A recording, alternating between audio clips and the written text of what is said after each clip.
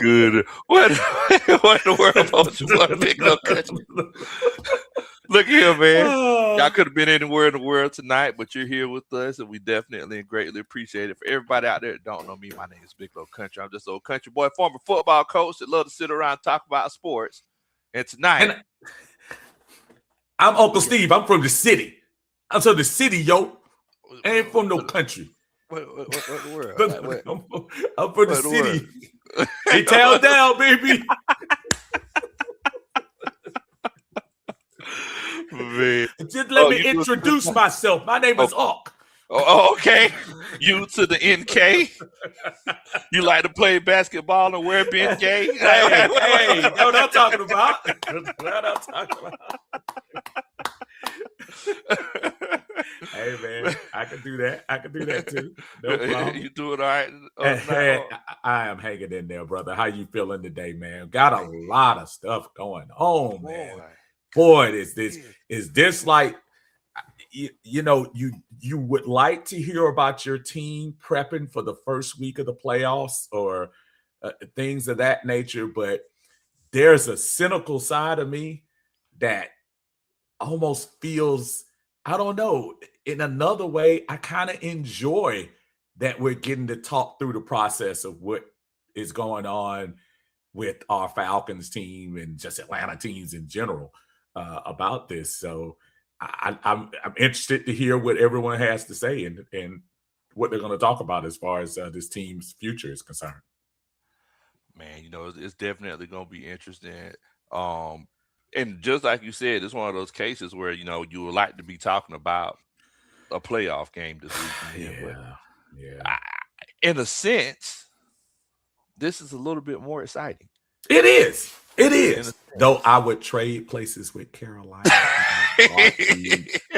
How miserable is it, Lo? I mean, for real, how miserable is it that we are sitting here and the Carolina Panthers are representing the NFC South in the playoffs? There's something just off about that, bro. So it's something, something fishy about that. Look, it's first of all, I still stand on it. The Panthers aren't our rivals. No, it's like they were trying to make this create this whole narrative like, oh man, they're gonna hate to put us in like we don't care about the Panthers like that. Yep. And it's one of those situations. Once they get there, we're gonna see if they truly belong. And this weekend, they've been doing all this big talking about how they're gonna take the NFC South over for the next 10 years and this and that and the third. We're gonna see if they actually belong. 14-point loss. Easy. What? 14-point loss. Easy. The Rams are fully loaded, and for every Panther, but we beat the Rams earlier this year. No, this playoff time now. Exactly. It's playoff time. Devontae Adams been sitting for what, 3 weeks? Yeah, exactly. He's healthy. Puka's there. Did I hear they get hit? It's Higbee coming back? I think so. Okay, so yeah, man, that's not even going to be funny. That's going to be the most unentertaining game this week. Watch and see. Well, since we're not in that situation, you know, here we are. While the Panthers and everybody else is getting ready for the playoffs, right? I think today was like the most viewed live on the Atlanta Falcons YouTube channel. Oh wow! Watching the whole press conference with Arthur Blank. Everybody in the chat, y'all please let us know what y'all felt about it. But tell me, what were your initial thoughts about the whole Arthur Blank press conference, how he addressed the fans, and you know what seemed to be his mindset? Looking at it, it was a very to the point author that I saw. It was nothing, and not that he's gonna look nervous. I mean, he was pretty matter of fact with his answers. I love the fact when they were talking about the president of football, and everybody was talking about the nominees, and he mentioned Matt Ryan's name as to say, yeah, I already know. I heard y'all talking about it. And yeah, of course. And something about that, I think he's at peace with the decision he made. And I like the fact that he also talked to the fans to say, I'm not happy either about the situation. I really enjoyed his candor during that. I know people say, oh, you need a little bit more than 25 minutes. But no, that was good. I think that was good for what it was. How long did y'all want him to hold church up there? They wanted their brother to be out there until he had to go to the bathroom. And I'm like, no, he was good. He was good to go. And he gave you everything you needed to know. The only question, and I knew nobody was going to ask it. The only question that didn't get asked that I would like to be asked is what happened with Ike Hilliard. But I knew they weren't going to ask that question. But I mean, they pretty much covered everything. Right. And actually, he probably can't answer that because he didn't make the firing. That was on Raheem. I like the fact also, in extension of the interview, did you get a chance to listen to the 92.9 interview with Mike Conti? Okay, so Mike Conti did a little follow-up. They also did one with, I think, Tori McCary. What's her name? McElhaney. Yeah, you said it better.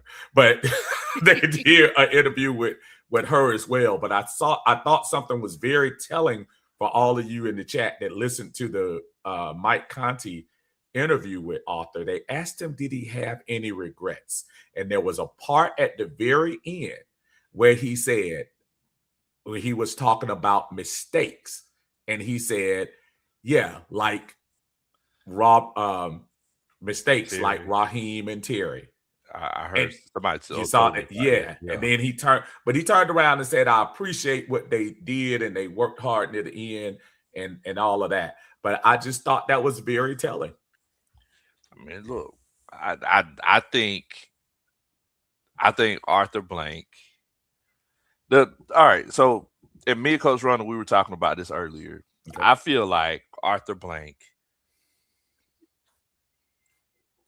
This is how Arthur Blank used to talk.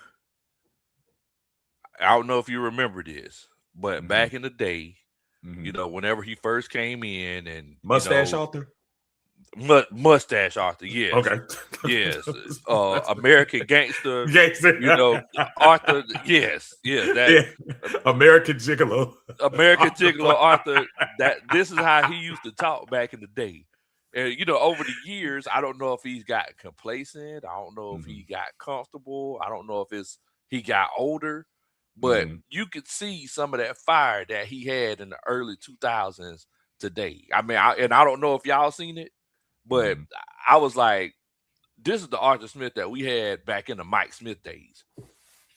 This was that same Arthur Smith. I mean, Arthur Blank. I'm sorry. Arthur Blank.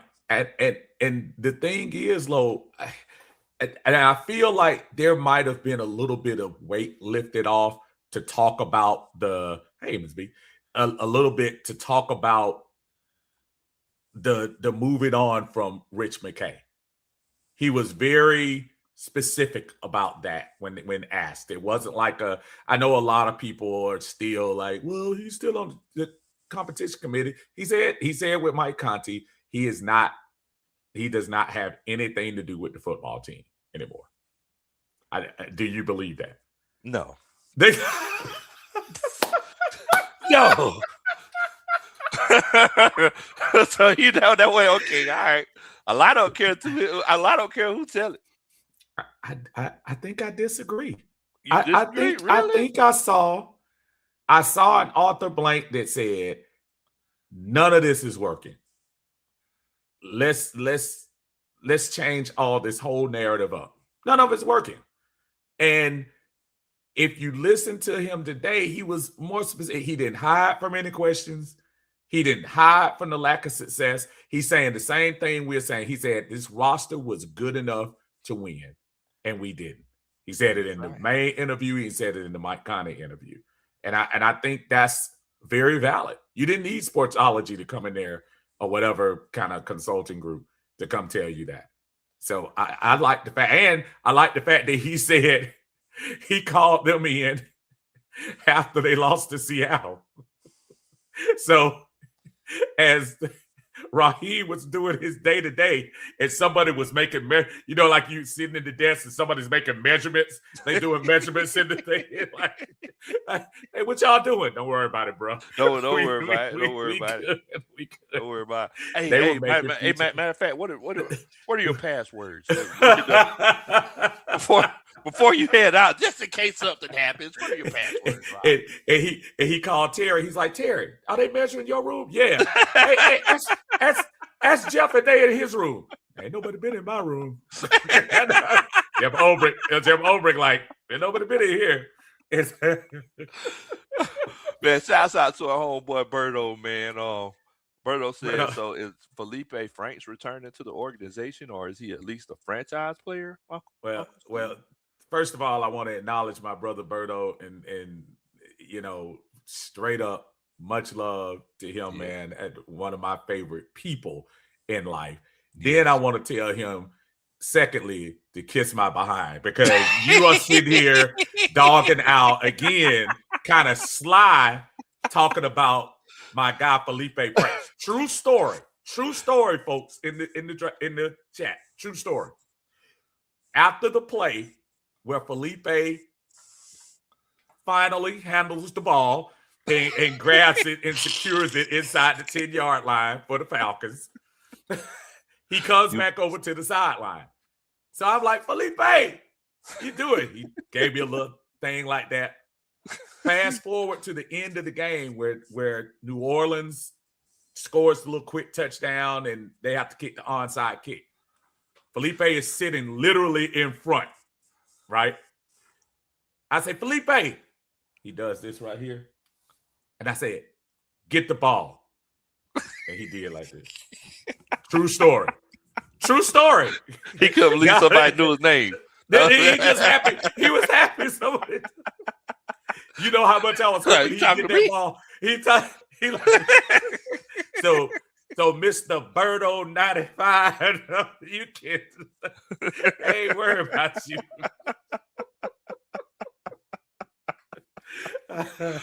Oh man. So that was fun. So I mean, so as far as this whole press conference today, does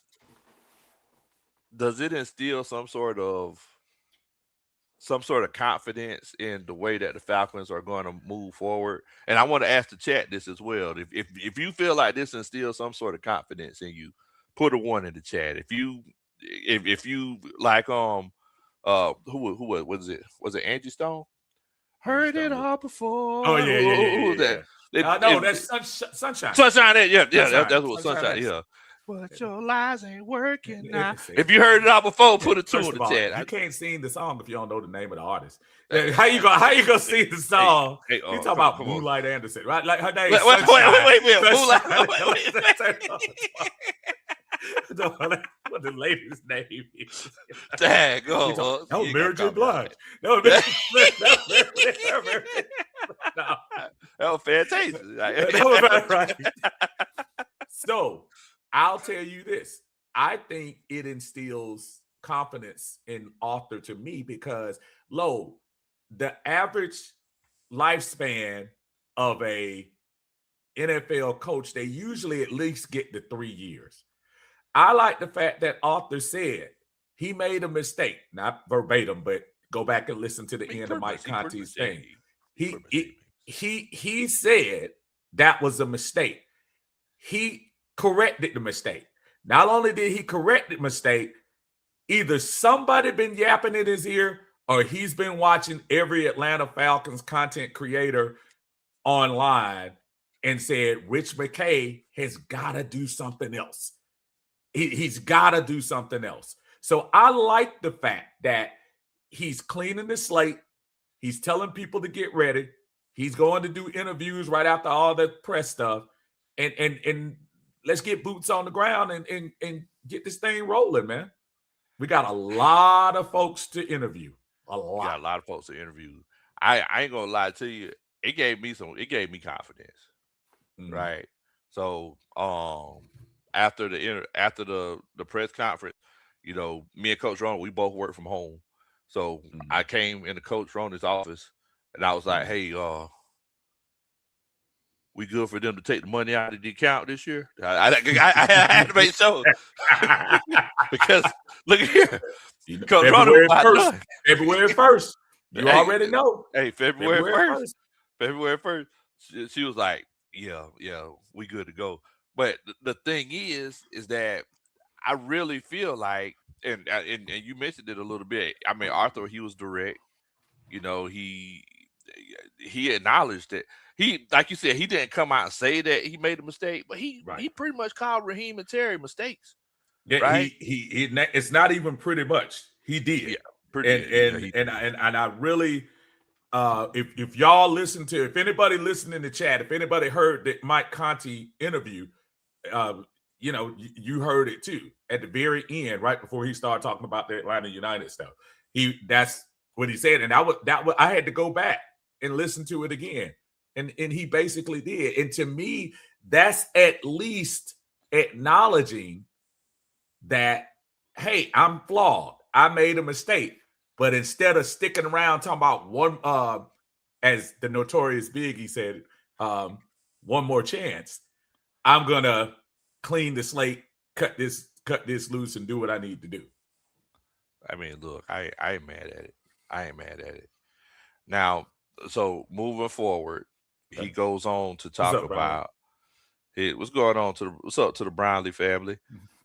Moving forward, he goes on to talk about, you know, the new organizational structure as far as like the head of football operations and everything like that. Now, second of all, he may as well written a recommendation letter for Rich McKay, right? Because how old is Arthur Blank now? 82. The first time 82-year-old man get naked. Yeah, he got naked. He got naked on stage. So moving forward, he talked about Rich McKay, he talked about all of his accolades and everything like that, talked about all the things he's involved in and things. Right. Then he went on to talk about Matt Ryan, and he did the same thing with Matt Ryan. Right. If I was a candidate for the head of football operations, I wouldn't even apply. I wouldn't go to the interview. Like, don't call the moving company yet. Exactly. Right. Exactly. I mean, look, unless it's a situation where they the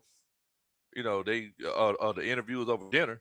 I go to that one, but bro, like at this point, it's Matt Ryan's job to lose, right? Am I wrong or? That was it, and that's why I think he even mentioned it in the presser, man, to mention his name. I don't want anybody to get food. And I'll say this, work with me on this one, y'all. And I'm not saying it's illegal for him to do it. I'm not saying anything wrong about how it is. This could be a makeup for Matt. If you remember the situation that Matt left on, you brought in Terry, you brought in Arthur. They played with Matt for 1 year. And then at the end, the next year, he was in trade talks before he even knew about it with the Deshaun Watson thing. And maybe Arthur's doing a makeup to say, man, that was screwed up how I did you.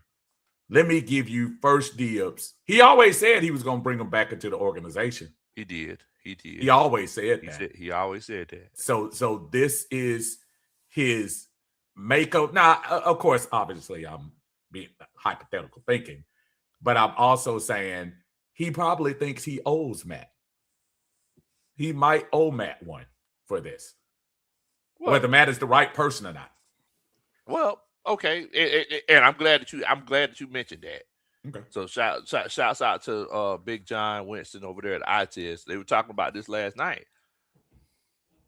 Is Matt qualified to be the head of football? I mean, look, we all love Matt. Well, most of us love Matt, right? I mean, he's done nothing but good for the city as far as like with his philanthropism and philanthropy and everything like that. I was gonna give you a third chance. Oh, okay. I went to school with Uncle Steve, y'all. I'm sorry. We was in the same class.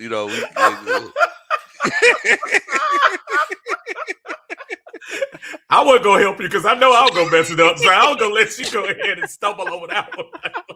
I ain't gonna have them laughing at me. Ain't gonna have folks laughing at me. Philanthropy. He say the big old words.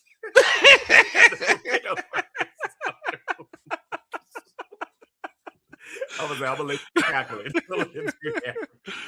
But I mean, but do you think your boys actually qualified though? Like, okay, I'm gonna get to the qualified in 1 second. Take care of your super chat because your buddy Willie doing his thing a couple of times. Willie Doc, man.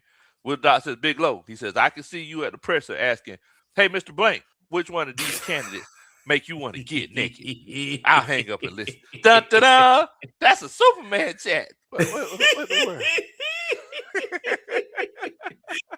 I can hear him saying that. Willie Doc.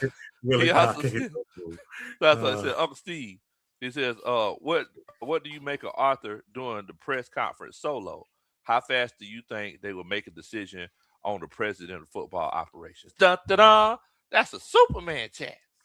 Willie, that's a great question, and I'm gonna tie it into the question that Lo was asking me about inexperience in the president of football thing. I love the fact that Arthur did it solo because that means, remember, when they did all that stuff last time, he had Rich there with him.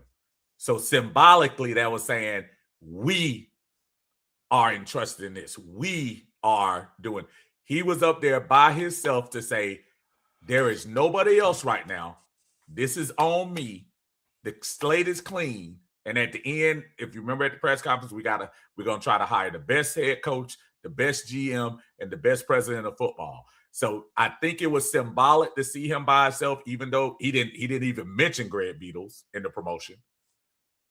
So I don't think he did. I don't think he even mentioned him. I don't think he did. So the onus was on him. And I think he liked that. Now back to your question, Lo. Tony Baselli, Chris Spielman, Tom Brady, John Lynch, when they all got into those type of positions for their organizations, I don't think any of them were hot, fresh out of the league too early as well. I mean, I know Baselli's been out for a minute, but still, I think, in my opinion, maybe he's trying to look at Antonio. You're wrong, Antonio. In my opinion, I think maybe to get some guys that are still kind of integrated into today's game as close as you can get, that could work out. Matt is 3 years removed or 4 years? It'll be 4 years this year, right? Yeah, 4 years. 4 years removed from playing. 2020. Yeah, 20. Well, from playing all together. Yeah, playing all together. 3 years. 3 years. Okay, so he still has a connection to the game. I'm sure during his network job, he's had an opportunity to talk to a lot of people, be around a lot of people. I'm sure he has. Qualified? I don't know. What does qualified mean in this situation? It means somebody Arthur can trust with football decisions. Maybe he doesn't need to be the I don't know. I never saw like requirements for it. Do you need to have a doctorate? Do you need to have a master's degree in footballology? I don't know. Or just be a football guy. Yeah. I mean, I don't know. It's like I'm kind of torn in regards to like the whole situation with so for example, all right, so we've been hearing about the whole Matt Ryan football operations thing for what now, like a week and a half? About a week, about a little bit more than a week. A little bit more than a week. So at first we heard like, hey, it's a rumor is thrown out there. Then we're hearing, hey, it's heating up. Then we're hearing, oh, well, Matt Ryan wants to continue to do the network job. You know what I'm saying? And I be the head of football operations. Like, come on, bro. Like, so it's one of those things where it's like, okay, let's say he does do the network job and is the head of football operations, and the team is bad. He's not going to do it. I don't think he's going to do. He can't, right? I think you would leave yourself too open if you did the analysis. And I know people are talking about Tom Brady, but I don't think Tom Brady's position is the same. I think Tom Brady part is owner, right? Yeah, part owner. So that's kind of a different twist. I think that's like Warwick Dunn walking into place. Warwick Dunn is a limited owner. He's not making critical decisions. His input is listened to, but he's not making critical decisions. Now, go ahead. Now, I have heard that Matt Ryan might be getting a small equity in the team. Hey, so hey, I mean, listen, if you're Arthur Blank and you start thinking about the good times in his this will be his 25th year this year, right? Yep. If you think about it, what player symbolized the most successful part of your tenure? And that's him. And look, the further away we get from that fateful day in Houston, the further we get away from it, I think Arthur Blank is realizing you can't just flip a switch and get it back.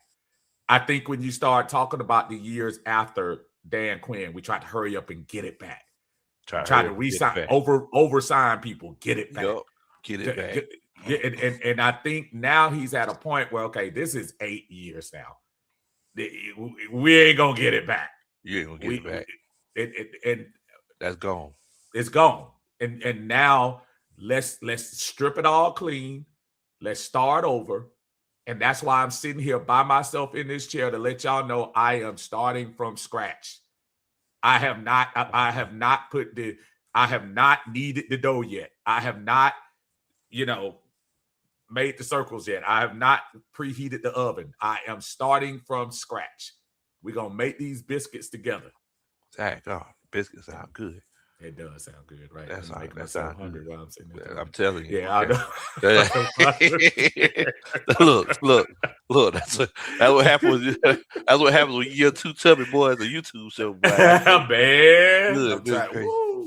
Man. Now, well, and I see where you're coming from with that, and that's what it sounded like. Also, Tidy, we sent you a message earlier. Yeah, we did. Yeah. Take a look.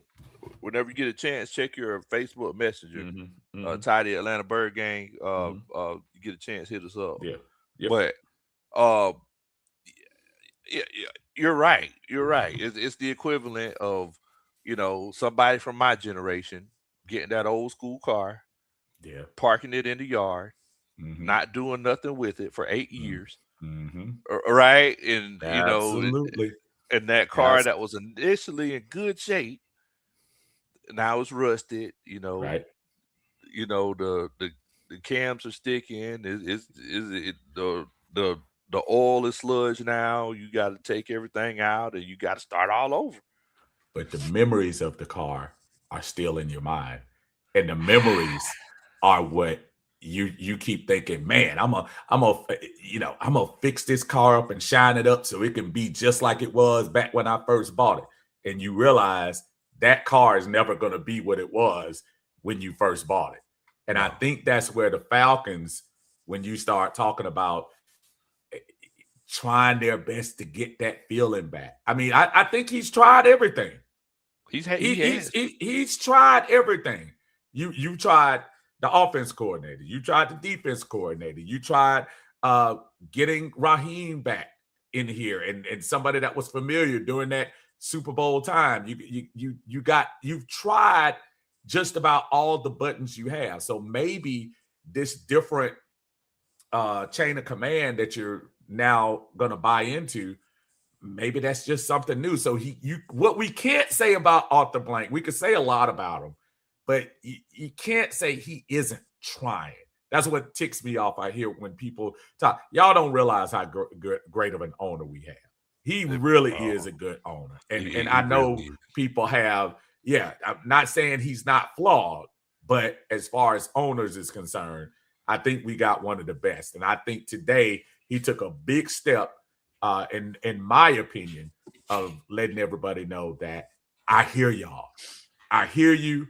I feel you.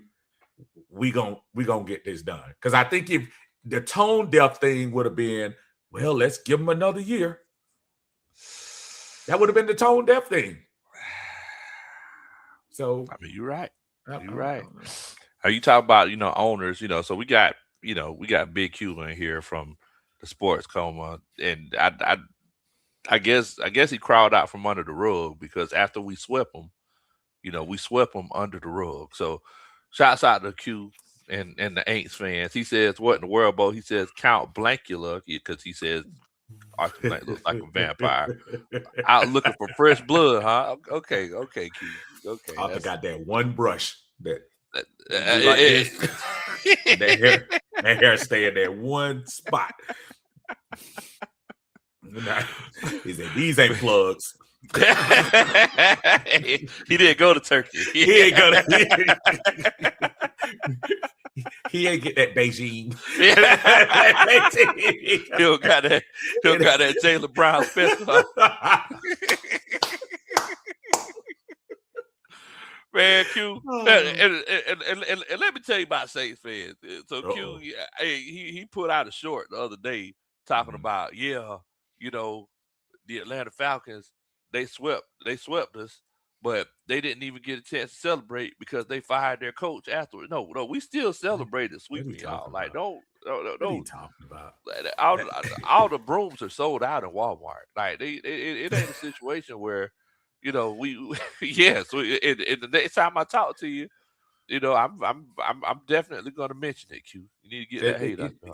I know Q is deep down inside hurting. So we gonna let Q have that little zinger right there. But Q, y'all in trouble next year. Oh boy. Y'all in big trouble. Boy. Y'all in huge trouble. You'll see. We got a couple Superman chats. Okay. Georgia Clay Trey says, I believe Matt is qualified because he's the one listening to all the podcasts. In my opinion, I think Matt has been networking and paying attention. You got any Superman chat joints over there? You know what? Ooh. Stand by. Well, Georgia Clay Trey, that's that da-da-da. That's a Superman chat. We'll catch up with it. Go ahead to the next one. Okay. All right. Gotcha. Also, Lim Nice says Arthur was looking kind of good to me during that press conference. He was so confident and swaggy, right? Or was that just me? What in the world? What? He said swaggy? He said swaggy. Really? Lim Nice said he was looking confident and swaggy. Okay, Lim Nice. If that's what floats your boat, okay. That's what I said. It's kind of like Coach Ronnie with her crush on Ray John Rondo. I still don't understand. That's a Superman chat. Really? Yeah, the whole the chat. Yeah, they pick on Coach Ronnie because she was a teenager. She thought Ray John Rondo was cute for some reason. I was like, out of everybody, Ray John Rondo. I bet she probably the only one. Ray John had a face for. He got a face for radio. Nobody. Jesus says Uncle Steve, he drinking that clearly Canadian like a 40. Like, dang, hey man, hey. All you gotta do is put it in a paper bag, bro. Let me tell you something. I am addicted almost to these things because I don't know, and obviously you saw it, but these things are really good. I really enjoy the I never had them. Yeah, they really good. I mean, this water got a little tad bit of taste in it. It's not too many calories. What is it? Like, I know it's less than 100. Yeah, I like 90 calories. Oh yeah, they man. I like drinking the flavored water. Yeah, I like the flavored waters myself. Yeah. Oh yeah, absolutely. She said like a 40. Like a 40. Bad guy says, Big Low, Uncle Steve, my favorite Falcon content creators. Appreciate you, Oh, that's so sweet. Much love, fam. Thank you so much. Appreciate that. Man. And look, we appreciate y'all. I know it's a this is a time when we all are kind of trying to figure out what in the world is going on with our team, but this is going to be an interesting offseason, y'all. And I think Lo and I were talking about this. If there are going to be some people that are going to be upset. Oh yeah. Not going to be we had so many candidates this year and so many different types of folks that people want. Nobody's going to be satisfied. No, nobody. If we hire Coach A and then turn around and Coach B goes somewhere else, we're going to talk about that. I just feel like I think we're going to be pulled in different directions in this coaching search, man. And I'm glad that you mentioned the coaching search, because everybody in the chat have been asking, and I guess it's something that we got to get to. Antoine Wartime says, Big Low, Uncle Steve, who are your candidates for head coach? Oh, wow. Woo. Boy, oh boy. Out of the right, and I'm gonna just disclaimer with subject to change. Yeah, because man. I think there I don't have a clear this is the absolute end all person, but I do have a criteria. And my criteria this year, in my opinion, because we haven't tried it since the Dan Reeves, and he didn't hire Dan Reeves, so he's never done this, to hire an experienced winning coach who's been there and done that before. We haven't. Arthur Blank hasn't hired that person. Raheem doesn't count because Raheem was figuratively a coach, but he wasn't a successful coach. And so you got to go and get a successful coach and bring him into the fray. And I just feel like the McCarthys of the world, the now recently separated John Harbaugh. Let's see what happens with Green Bay this week. Are the rumors true about LaFleur possibly being on the chopping block and shoot? Even the pipe dream of maybe Pittsburgh going one and done, and Mike Tomlin wanted a new start. So, yeah, that's where I am as far as my criteria is concerned. Okay. Also, speaking of criteria, the top of the criteria just jumped on the show. Tidy, what's going on, Bo? Gentlemen, how we doing this evening, fellas? Man, we can't compare. Wait a minute. Wait a minute. Was that a hee-haw horn? What horn? We did. You said tidy, right? We doing country, right? Are we doing the country thing? We doing the country thing, right? Right? It's how we did. I'm trying to make him feel at home. Man, Tidy, I thought he. Tidy, you gonna let man do you like that, Tidy? I thought he. Dang, see, he got it, man. He got it. It's before 9 p.m., so he still got all his energy in him. Nah, he was on me hard the other night.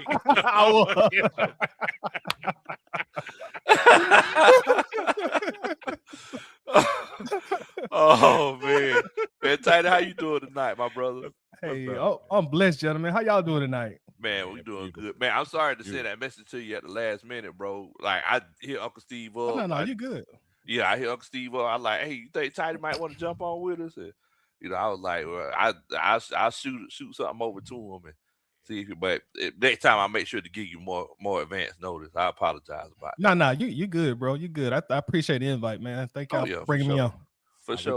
We got to circle back and get his opinion, exactly, because I and I know he's gonna save that, and make sure y'all check him out on Atlanta Bird Gang on YouTube, man, because I'm just trying to tell you don't get it much better than what he does with his content on there. Great but content. We gotta ask you, brother. Thank you. What did you think about the presser today, man? What were your thoughts? All right, let me ask y'all this. Y'all want Oh Lord. Hold on. You want good tidy? You want optimistic tidy or pessimistic tidy? You want big boy or Andre? Ty said, hold on. Let me ask y'all this before I get okay, Ty. What you got? Do y'all want me to be like the Atlanta Bird Gang brand, rallying behind the team, let's go? Or do y'all want me to give y'all my honest opinion? I want your honest unbiased opinion. That's right. All right, here we go. What I thought about it, honestly, I didn't really feel any kind of specific way about it. For me, I guess I've gotten to the point now. It's just like, okay, we just got to win now, because here we are once again, just a few years later from the same press conference that we keep having. Yeah, I made a mistake. Yeah, those were not the right guys for the job. I have moved Rich McKay out the way. Our fans deserve better. I'm dedicated to the fans. I hear what everybody's saying, and we're gonna get it right this time. At some point, it just becomes, as y'all was just singing a moment ago, heard it all before, John Anderson. Yeah. Steve, right. Yeah. So it's just like, let's just get to winning, man. The press conferences are nice, and the backdrop was absolutely stunning. Seeing Steve's neighborhood. Cause being that's his neighbor, and he never let me say that bad about Arthur Blank. Exactly. But I want to ask y'all. I want to, I guess, bring this to y'all's attention. We talking about Matt Ryan in the vice president role, and did y'all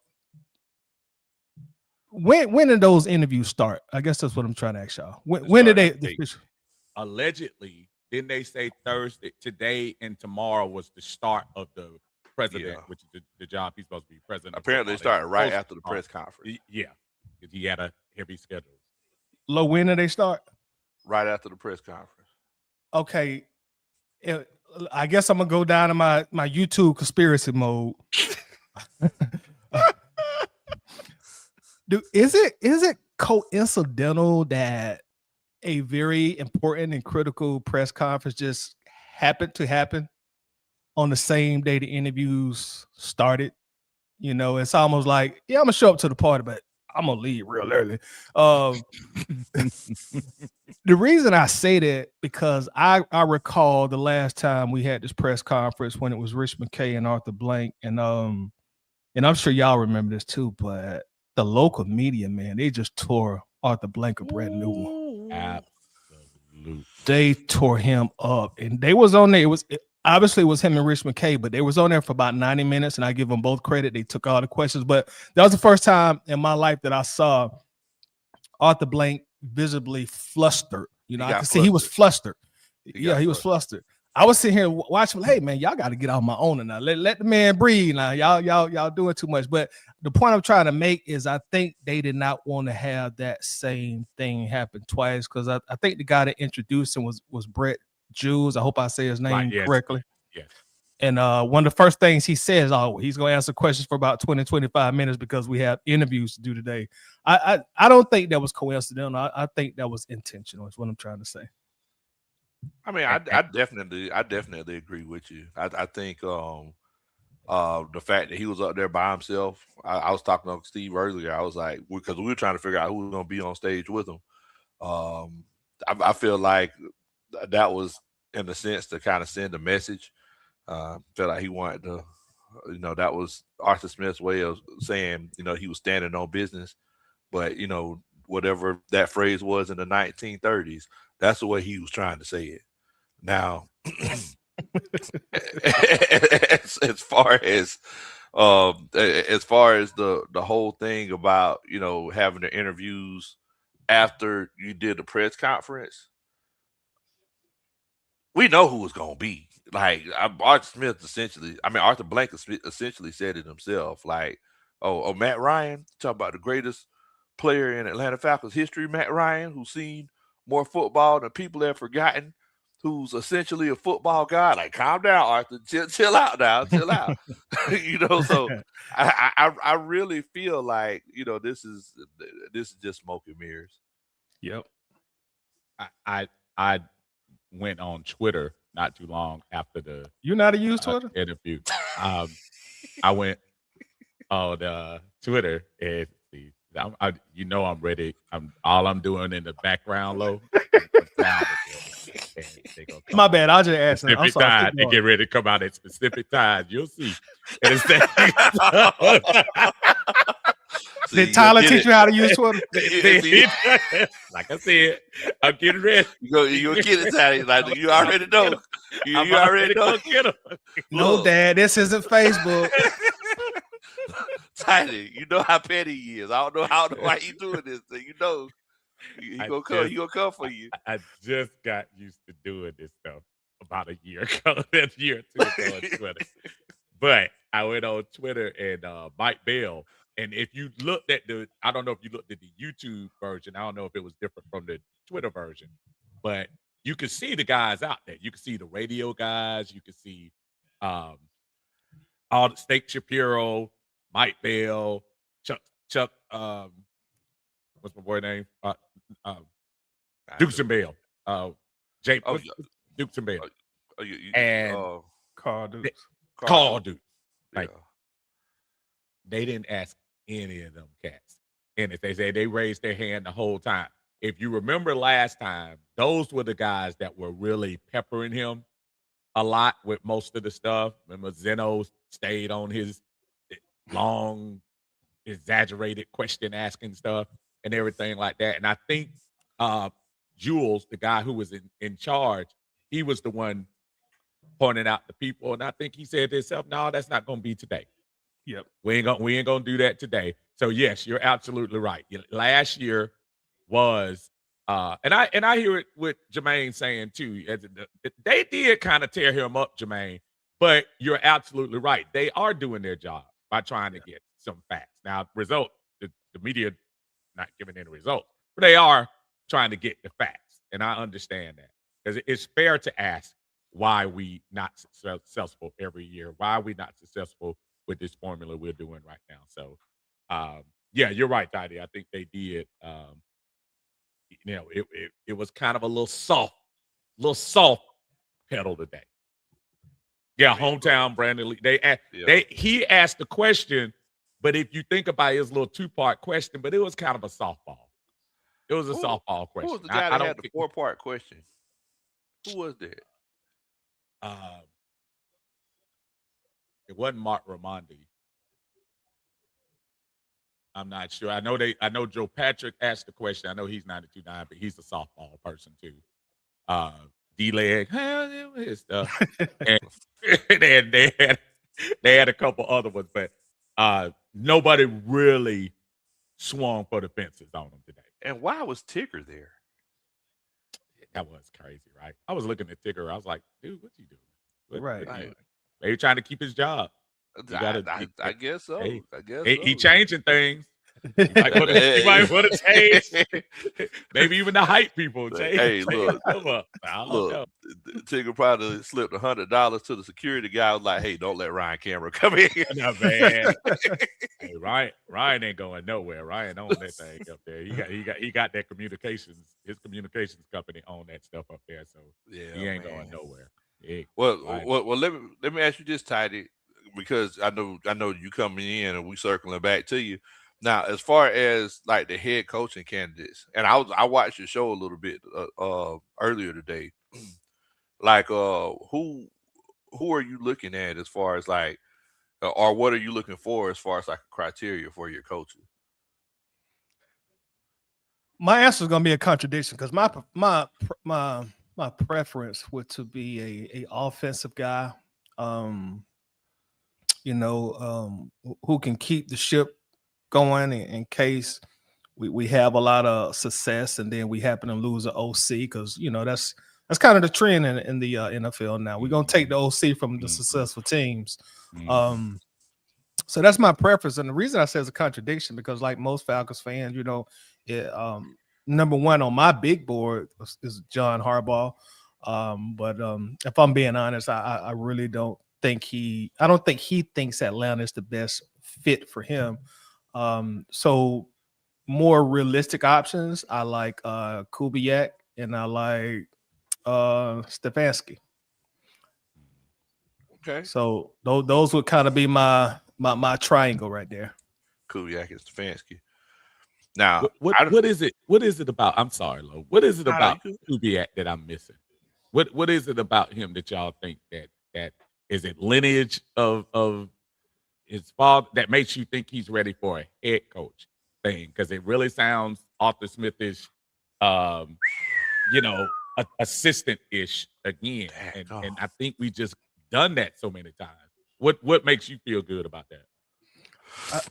I think you hit a key part of when you said his lineage. Of course, obviously he's been around football his entire life, and that kind of, and maybe I'm like TLC said, don't go chasing waterfalls. Maybe I'm chasing waterfalls, thinking we had some magic with Kyle Shanahan, kind of in the same father-son situation. So I'm hoping to strike gold twice. I think subconsciously a little bit in my mind. Yeah.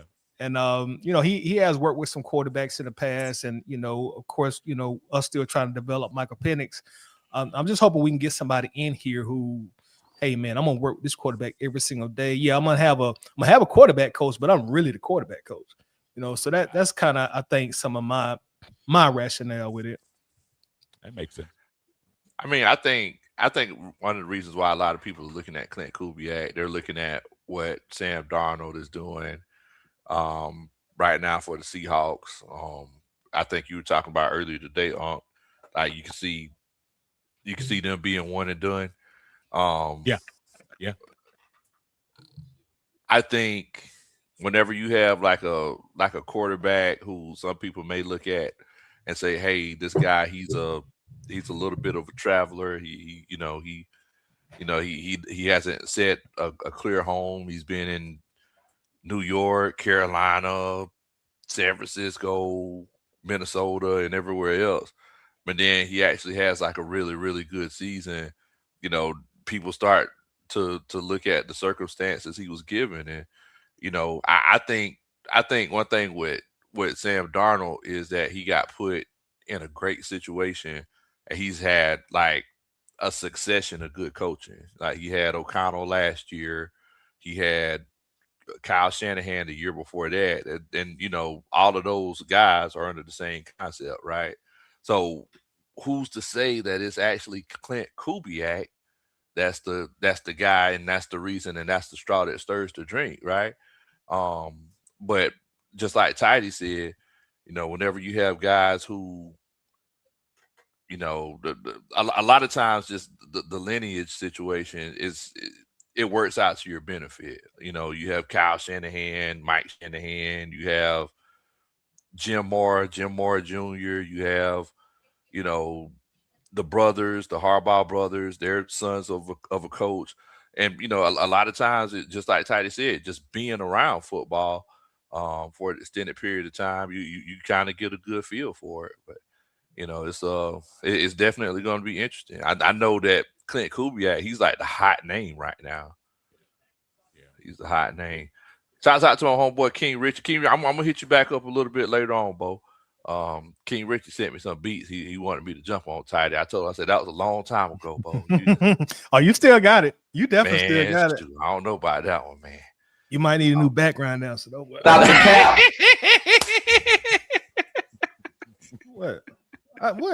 I'm just saying something low. I mean, talking about you. Stop the cap. What? What happened? What happened? I don't know. I didn't hear that. All right. There go. Man. I didn't say that, man. Now, as far as like GMs, have y'all heard anything about like any GMs that y'all are seriously considering? I don't know how far you could take this, but I mean, it seems like they're saying Ian Cunningham is like the front runner, but that really could just, don't know, that could be misinformation coming out of Flowery Branch, just like Raheem Moore's stand was misinformation that probably came out of Flowery Branch. So you really don't know at this point. Yeah. Is it just me that is my focus not so much on the GM? And now that we have this president of football person that's going to be the link between them and Arthur, I'm not diminishing the job. The GM is still going to have to be there, but I think my mind, now that this job has been added, I'm extremely interested in who's doing the football operations, and I'm extremely interested in who's going to be down on the field with them. The GM, to me, this year, I don't know about y'all, this year doesn't seem as, I don't know, critical to me. Yeah, I totally understand what you're saying. Yeah, because you do have that buffer now this year that has been created by the front office or by Arthur Blank. Absolutely. I mean, it's like, why are we just now getting a president of football operations? Because we've tried everything else and it hadn't worked. I mean, if we can laugh, dog out Arthur all you want, but one thing you can't say is Arthur doesn't try new things. Only thing we had to get him to let go of for the longest has been Rich McKay. And guess what? This year, he even got rid of Rich McKay. So that lets me know, and I was talking to you about this earlier, Lo, that I think this might have really shook him this time. I think more than any year, and you, Tidy, me, the majority of folks out there doing what we do, we were all prepared for a playoff run this year. We were all prepared. Yeah. And I think Arthur Blank was right there with us. And to be so disappointing, just so disappointing. We were 3-8 at one time, right? We were 3-8 at one time, right? So, I mean, that's just crazy. And I like the fact, to me, the biggest flex for Arthur Blank is that he was 3-8. This team rallied to win 5 of the last 6 games. He said, you're going to get into tighty territory. Throw this clearly Canadian through the screen. But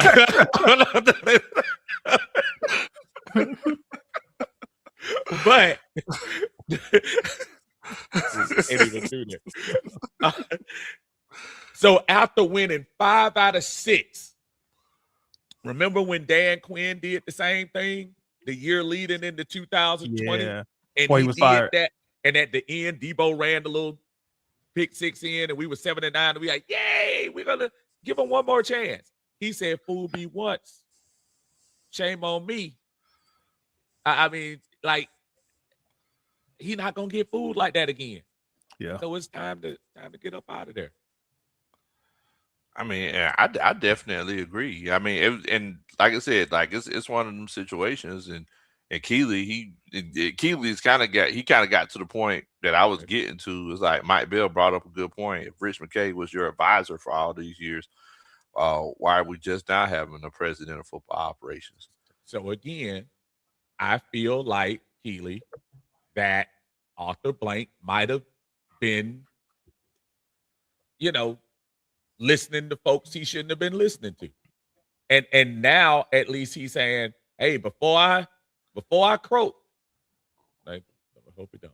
I say, but before I get up out of here, nobody's gonna say that I didn't try to do the right thing. I didn't try anything new.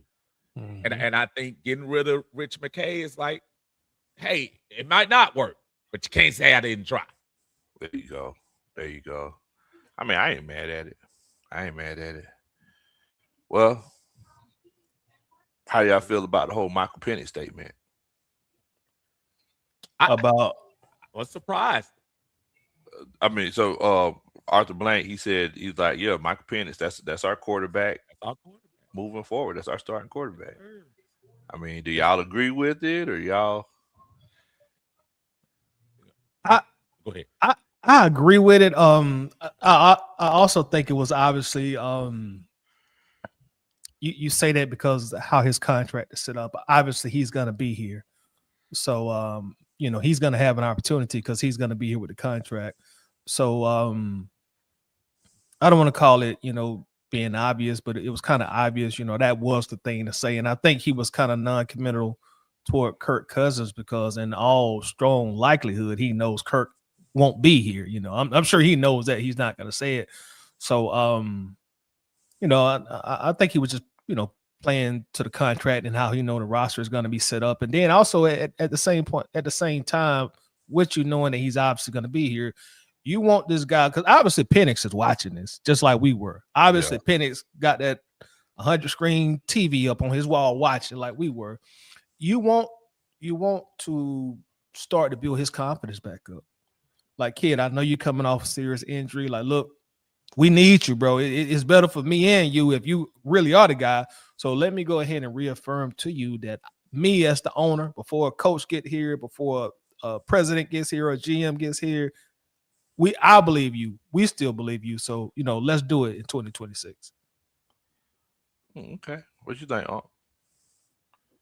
It wasn't surprising to me, and he basically said what I was going to say. You really are playing with house money when you talk about Penix because you still have 2 years at a reasonable salary for on a rookie contract for Penix. You don't have to be in a rush. Matter of fact, you could probably do a 5th-year deal, do a 5th-year option, and it's still not going to break your back for average price quarterback.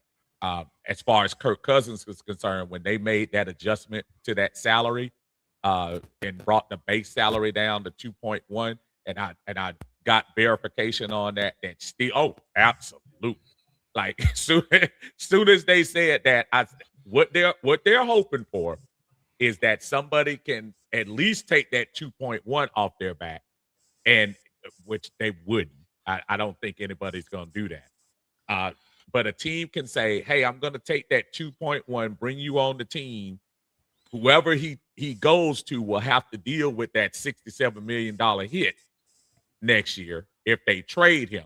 So if they can't get a team to agree with them on that, then the Falcons are going to cut him on March 12th and then just take the little $35 million hit. They'll probably post June 1st do it because that'll split it up into 2 years. Yep. But that essentially was a good buy to Kirk Cousins. So Kurt ain't got to worry about pretending like he like us anymore. The ultimate politician. The greatest. The greatest. Perfect. I ain't gonna lie to you, like with the whole Michael Penix situation, I didn't like Arthur Blank saying that. Because yes, his contract is favorable, right? He's on a rookie deal, right? But put yourself in his shoes right quick, Lo, and look at the circumstances coming up. You got a 38-year-old that you basically owe about $70+ million to in the last 2 years. You just moved his contract to make it feasible where you have 2.1 this year, and then you can kind of decide if you foolishly want to keep it in mind, you got to play with that 67 million one way or the other coming up. What are you going to say? We're not going to have any quarterback around? I don't think you want to say that as an owner. I think you want to at least even pretend like you have some type of stability in here.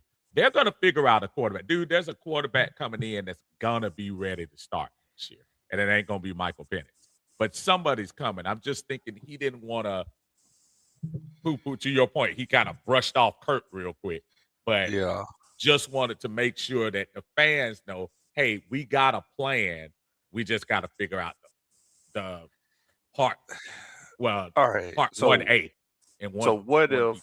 So what if that quarterback comes in, that quarterback that's actually ready, right? Mm-hmm. And let's say 6-1. Let's say he goes 6-1. Okay. Killing it, on pace to go to the Pro Bowl. Is Michael Penix still your guy? Michael Penix is on the roster, dude. You let him sit down. You gotta. And if But I'm is he not still mistaken, your guy though? yeah, but listen, this is where the Kirk Cousins effect screwed us up last year. If Kirk Cousins doesn't lie and tells us that he's hurt and we just let Mike come in there for those first couple of games, we wouldn't be having this conversation at all.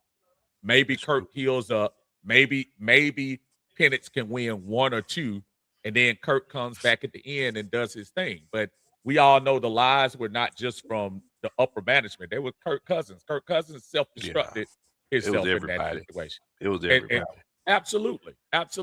So going back to your point about Michael Penix, yeah, if hypothetically, nobody's saying that, if Malik Willis comes in here and lights it up and is 6-2, and Michael Penix is still on the bench, but they say, you know what, you got the green light on game 6, and the Falcons say, well, let the hot hand keep rolling. Mm-hmm. Michael Penix is sitting on the sideline with a $10 million hit, right? I mean, it's not like it's financially you're not taking a hit, dude. The psyche, he got to get over the psyche stuff. This is the NFL, man. You could lose your job. You're right. In a heartbeat. You gotta mature enough to be mature enough to understand. Hey, it's about the team at that point. I mean, but I guess the point that I'm getting at is that we really don't know. I understand he's your first round quarterback with, after 2 years, and financially it's responsible to have him be your quarterback, right? But right. I mean, bro, especially after you have situations where you got somebody who hasn't been coached that well for the last couple of years, and then you go through an injury, and then I don't know. All I'm saying is if that were me, I don't know if I'll be the person to say, hey, this is our quarterback of the future whenever there's nobody in the building. You see what I'm saying? It's like you said, this is our guy. This is the quarterback of the future. And he got 2 rubber bands for ACL right now. And it's one of those situations where you have no coach. I mean, Zach Robinson is essentially still the offensive coordinator, but you don't have an offensive coordinator. You don't have a GM. You don't have a president of football operations. You kind of painted. Am I wrong by saying you kind of painted yourself in a corner? Correct me if I'm wrong, Lo, but I think I'm getting a grasp of what you're saying. Are you saying like some things are best not said out loud, and in this situation, let the new staff come out and say that publicly? Yes, because one of the negative opinions that people have about Arthur Blank, is that sometimes he talks too much too early, and I feel like that statement kind of felt like Julio Jones would be a Falcon for life. I kind of disagree with that. He didn't commit to him as a starter. He didn't commit to him as he's gonna be start. He said we're gonna get him healthy. The doctors have said they're gonna be this, and hopefully he's ready to go and healthy. What he didn't say at the end was he's gonna be our guy, ready to roll as soon as the season starts. He didn't say that. So from that standpoint, I thought when he said quarterback of the, I thought that was implying that he's the guy moving. You see what I'm saying? Like that. No, that makes sense. I hear what you're saying. Yeah, and I can understand where you're coming from with that. But I didn't get it. And maybe I need to go back and listen exactly to what he said. I did hear the vote of confidence, but I didn't hear he's going to be the day one starter. I heard him just, say he was, ready to, be the guy. Okay. We also got Superman chat too. Padre says, "What's good, Coach Tidy and Unc?" Says Rich McKay is still in the mix.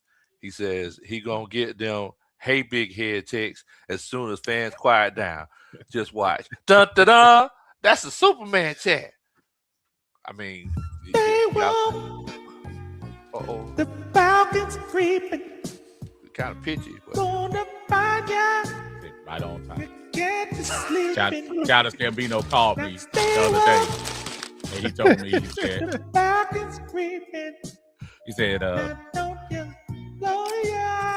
you want to come join me on tour? What? I got you. That's what he told me. What is he touring? The Georgia Aquarium? It's all good, bro. Lo, a lot of things that you say on here that are controversial. And I think one of them is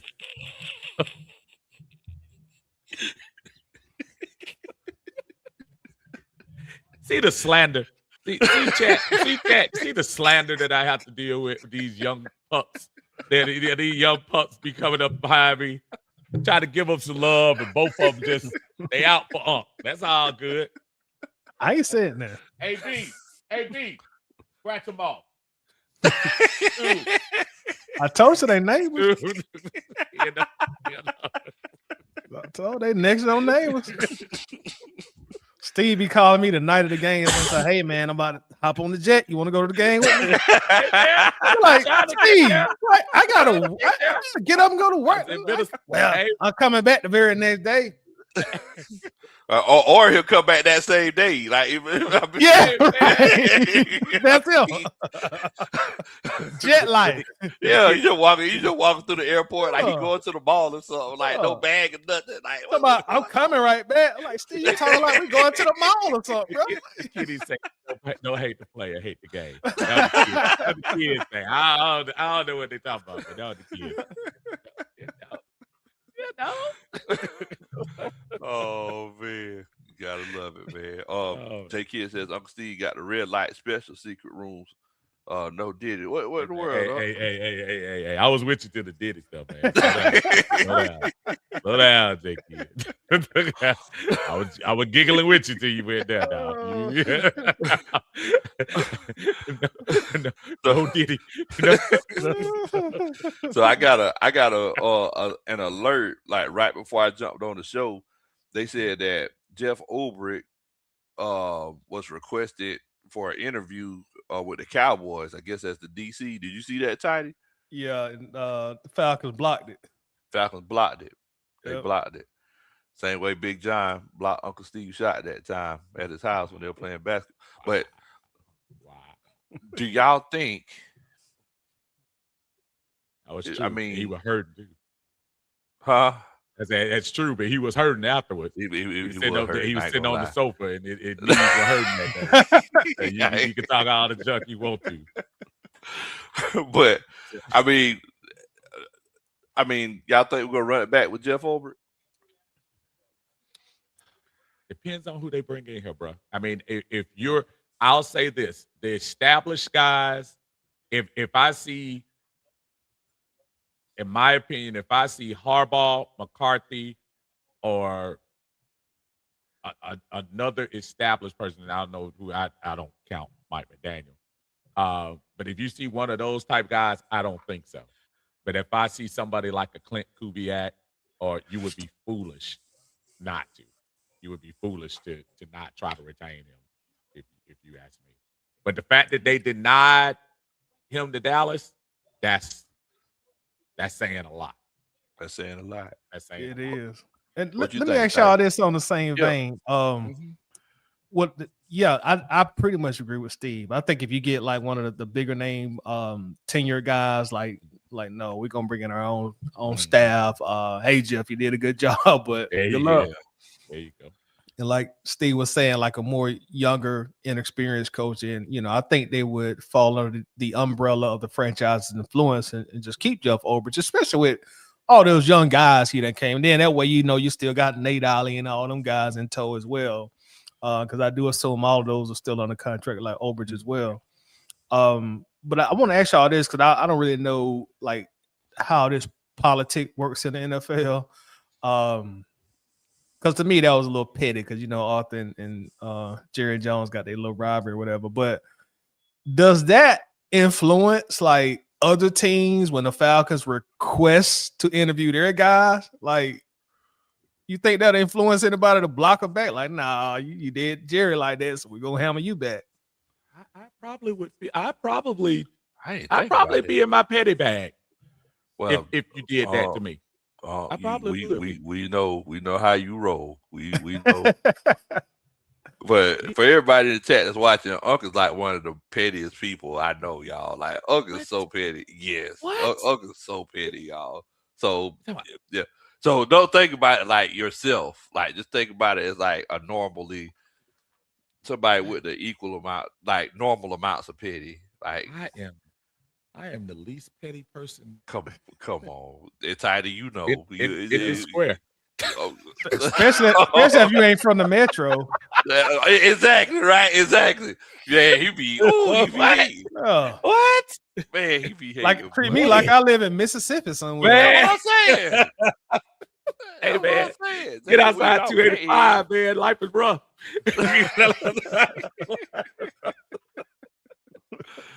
I'm talking that joke. I'm right outside 285. I'm talking that. Man. But to your point, Tidy, yeah, I would think so though. It's like, look, just like you said, we've heard about owners and GMs and everybody beefing, right? That's the reason why Bill Belichick ended up not coming here, because Rich McKay and Bill Belichick, they've been going at it for years, right? So I could definitely see it being one of the situations where, look, you block my boy, okay, then that's cool. I'm gonna block you, but I don't think it's really going to affect us, because most of the people that we looking at, they don't have jobs anyway. That's true. You're right about that. So real quick, since you mentioned his name, and just like brief, any thought now that the cupboard is bare in the front office? Any thought of running up to Chapel Hill and seeing if my man wanna try it again? Now, since I'm just hypothetically just asking. I mean, I'll answer that for you, Go Low. Please. I'm gonna say no, because I just feel like once if Belichick gets back in the league, once he breaks that record, I just think he's gonna be done. And I don't want to go through this find a coach thing again in the next year or two. So I would just say, hey, Bill, like we might have made a mistake the first time and we got to live with that, but thanks, but no thanks. And plus, I don't like how Bill Belichick did all that trolling in the summertime. So I took that a little personal. I think Lowe said they can't build a playground next to Flowery Branch. Wow, that's true too. I didn't say. I told y'all that candy truck go cover her ass. That's true too.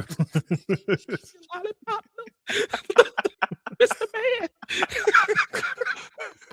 Plus, y'all know them Atlanta athletes, they different, man. Bill might not want to bring old girl.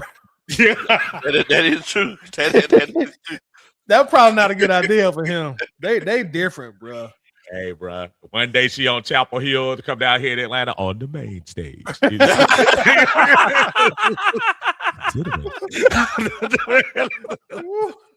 Your joke is different, bro. Yeah.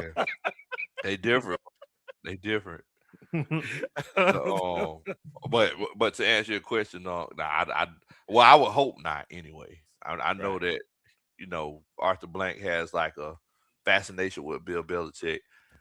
Me myself, why would you want to rock with somebody who beat you and has trolled you many times after the most heartbreaking loss in Super Bowl history? You literally you could tell Arthur Blank didn't grow up around black folks, because in the black community you have to be preemptive to make sure that you do stuff so people don't joan on you in the future. Right. He's opened himself up for a whole bunch of joning that he legit don't want. I kind of forgot about the trolling, and most of the trolling happened after he didn't get the job the second time. Right, so he was bitter. Yeah, so I kind of forgot about that aspect. Yeah, that could be kind of, back here if he kind of if that happened. That's woo. That was that's crazy. Now I know a lot of people been throwing the name around for him, like as the head of football operations. Nah, I don't want him. Yeah, coach. You don't see that. I don't see that either. I don't see that either. I don't want him. Nah, I'd rather let somebody else make those type of decisions. It's gonna be very interesting. The Matt Ryan thing is gonna be so intriguing to me to see, and really to see what Matt's philosophies are. I mean, what Matt is gonna see. Tidy, they said they're gonna let him help choose the head coach and the GM. And the GM. And think about this. This guy couldn't throw. Not couldn't throw. We saw him going downhill fast as a player. And I know our the fans, we thinking about him as a player. I've never thought Matt wasn't cerebral. I think Matt is a smart guy. I think maybe his body may not have been able to catch up with maybe what he was thinking. But I always thought Matt was a smart dude. So does that translate into the front office? I guess we'll find out. But I will be very intrigued if they're announcing, and I'm telling y'all this, the job is going to be filled by Saturday. I'm telling y'all, because they got to get the rest of this stuff started. Get the ball rolling. They got to. So this job is going to be, if we don't hear it by tomorrow night, it'll be this weekend. And maybe he might do it tomorrow night because you don't want to. I know a lot of people don't like announcing stuff like that while football games are going on to take that out. But the Falcons, listen, you're going up against 8 other teams now, or 7 other teams to get these guys. You can't wait around to a week to hire this person in this position. I think that they have to be in place so they can start interviewing folks. Do y'all think it's going to be one of those cases where it'll be the opposite of what it's been in the past, and we hire the president of football operations, the GM, and then the coach? Or go ahead, Ty. I'm hoping it ends up that way. That's more of a traditional route, I would say. But when you talk about the Atlanta Falcons, like, you never know. You never know, bro. I hope they do it. It seems like that's the structure they finally want to do now. So I hope so. But here's the new thing, though, guys. Now that we have the football czar, which basically what it is, what difference is it going to make? If that's the guy that's going to, if the football czar person is the one that's reporting the author, what difference does it make now, whether you hire a head coach first or a GM first? It really makes no difference. Is the GM going to be that instrumental in hiring a head coach? I doubt it, because the GM is getting hired by the football czar. Yeah. So it's totally different than what it used to be. Remember how we made a big deal? Remember when they changed up the structure and Dimitroff got the second gig with Dan Quinn, and then they changed it where Quinn had the lifeline to blank. Yeah. Instead of Dimitroff. That the Scott Pioli era? Yes, it was. Yep, absolutely. So taking it a step further, 10 years later, I think we've gotten to the point where we're like, I know a lot of people I was hearing like, he didn't even get a chance to pick his own head coach. I think these days it doesn't matter. Now with that new person I agree. up top, it really doesn't matter.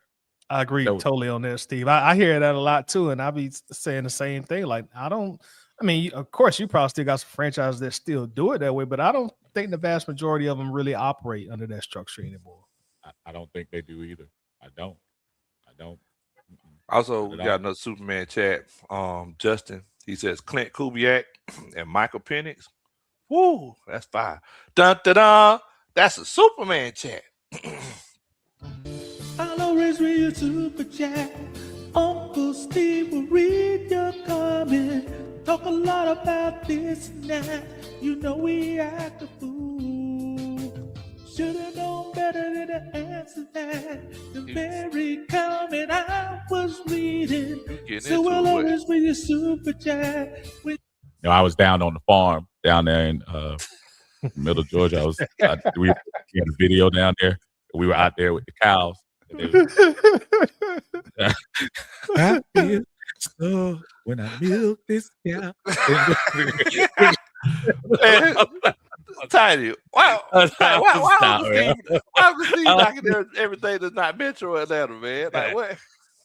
He prejudiced toward anything outside that loop that they love talking about. What in the world? Anything outside that circle they love talking about. Years ago, Tiny talked about the high schools in the Metro Atlanta area, and I tried to tell him we have some quality high schools up here, and he went back to the 80s where Warner Robins and teams like that probably prospered a little bit because they didn't play the city schools, but now that it's wide open, I don't think he's saying that much more. Matter of fact, Warner Robins lost to, Warner Robins beat the crap out of my alma mater about that's been going on forever. Like, y'all might stick to track and field or something, man. Like, y'all don't be saying that in basketball, though. You're right about that. You're right. I ain't gonna lie. You're right. Right, you're right about that. Well, so like the thing is that like especially when it comes to football, a lot of these kids, like where I'm from, in Southeast Georgia, and I mean even where Tidy's from, a lot of these kids from like the more rural places are moving to Atlanta, to get a little bit more exposure and to get in those programs that kind of guarantees them a chance to go to college. Like they're going to get a little bit more what? Exposure. Oh, but exposure. Yeah. So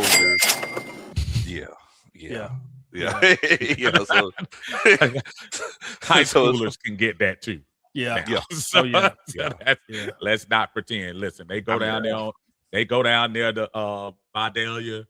Go down there and look. You see old boy working on the farm, and you tell him, say, "Hey, I need an O-line up there." Next thing you know, he gonna go to Crim High and go to Buford. He gonna go to Buford. Go to Carrollton. Buford, that's right. South Gwinnett. Yeah. So Keystone. There you go. But it's real though. That's real. And you ain't gonna tell me they ain't got an aunt that live up in Stone Mountain that they can use their address for 6 months. Because they're gonna tell auntie, look, this little $50,000 that they giving me, I pay for your rent. I know. That's it. I mean, Tidy know back in the day, Lincoln County, Coach Campbell, he used to give the parents jobs to have them move to Lincoln County. And and bro, how many state championships Lincoln County got, Tidy? Oh, they got a bunch. I don't know right offhand. I know they put us out twice back when I was in high school, and they were cheating. They had Crisco on their jersey. That's just win by any means necessary. Is that like single A, something like that? Yeah. It was. Yeah, and the crazy thing is that them single A teams, they'll probably beat a lot of them 5A teams. I mean, I was in high school, we beat 5A teams. Yeah. They got 11 low. Yeah, that's what I'm saying. We beat 5A teams when I was in high school. It's like y'all got all these boys and all of them south. Yeah, I don't want every time we went to Mays, we used to think like, bro, y'all got like 100 people out here. They went to Mays. They ain't never come to Doug with that nonsense. Douglas High School, they come up there and get sent back. It didn't matter. Come on, man. All they good with the band. That was easy. Oh yeah. Right. I remember the locker room. We used to try to sneak out to look at the band. Boy. Exactly, that's what I'm saying. Because look, now when we from the band, the band was always trash. The band was always too, dog. Y'all know that was your aunt. Your aunt was in the band. But you crazy. But what's crazy? You talk about like the whole aspect of getting exposure / cha-ching is. Did you know that if you play high school football in Missouri and you go to a Missouri college, you could get your NIL while you're in high school? Oh, man. So why do you think Missouri is actually taking steps these last couple of years? Bro, it's all about the money, man. You're going to have to figure out a way, and I know we're talking football, while you're on here, I know y'all guys have heard about the guy from University of Washington who's trying to break away from his contract. his contract that he signed with Washington. Are we gonna be at a point, fellas, where eventually you're gonna have to put some handcuffs on this thing? Got to put some guardrails on it, man. I think they eventually will. I do like the fact that the money is available now, because I've always strongly disliked the fact that the NCAA could make billions and billions of dollars. And then I remember they used to have the any of the players, they'd be signing footballs for 2 and 3 hours, and then like these guys can't even put $100 in their pocket for their own signature, So I do like the fact that now they can make a living, because they were the only ones not getting paid. But I think it's going to get to a point where they're going to have to be some kind of checks and balances on it.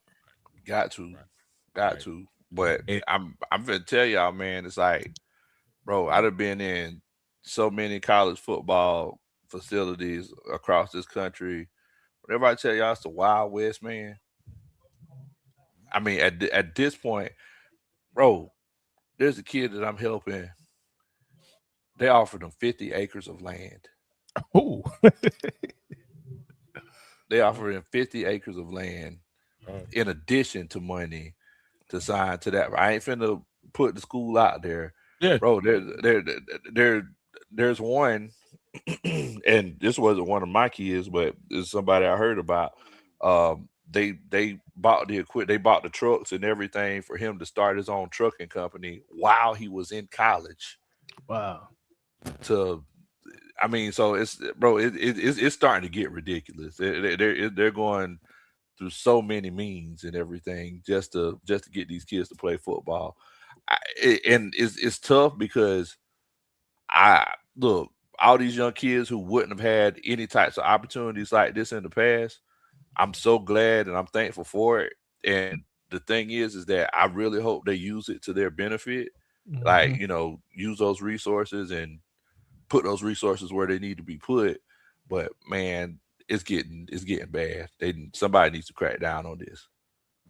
I'm not mad at the kids. I mean, the system, when I go back and I look at the highway robbery of Reggie Bush and, even LeBron, when he was in high school, couldn't even accept a freaking jacket and got him in trouble for 2 games and stuff like that. So I love the fact that they are being able to be compensated, because quite honestly, some of those guys in the 80s and 90s, when the money was really free flowing, they probably can take care of their kids and grandkids with the money that some of these athletes made that did for them. But at some point, you do have to kind of narrow it down. When it eventually gets to the super conferences, which I think is going to happen, you're going to have the 4 conferences with 16 teams each, like I think they will. I think at that point, that's when they're probably going to police each other and say, look, Texas, we know y'all can afford every single person in the United States, but y'all going to have to cap that thing at this amount of money and stuff. Look, I don't mind paying the kids, but I had that little 18-year-old making $2.5 million. That's what I'm saying, man. That's what I'm saying. I'm like, woo. It's crazy. I mean, there's a kid in Florida, like he went to, I think, St. Simon's or somewhere, and like he rented cabins or like little houses on the beach, and it was like him and 6 of his friends. He didn't just get a cabin for himself. He got like 4 cabins for 6 people. I'm like, y'all just wasting money. Like, you know what I'm saying? I mean, you probably spent a good $20,000 over the span of 3 days. I'm like, think about if somebody gave us that back in our day, y'all. I mean, let's be honest. Let's be honest. I mean, we know Lowe would have been making it rain, and Connie would have probably got a new tractor. I'm just saying, y'all. Back in the day, I mean, we can't expect to tell. That's why I'm very when I hear them criticize what young kids doing with their money and stuff like that, I say, yeah, y'all, if y'all gave me that amount of money too, that money would be gone in a week. Yeah. If you did that. So I don't. I would have been in a Roth IRA. Thank you very much. You can't even spell Roth.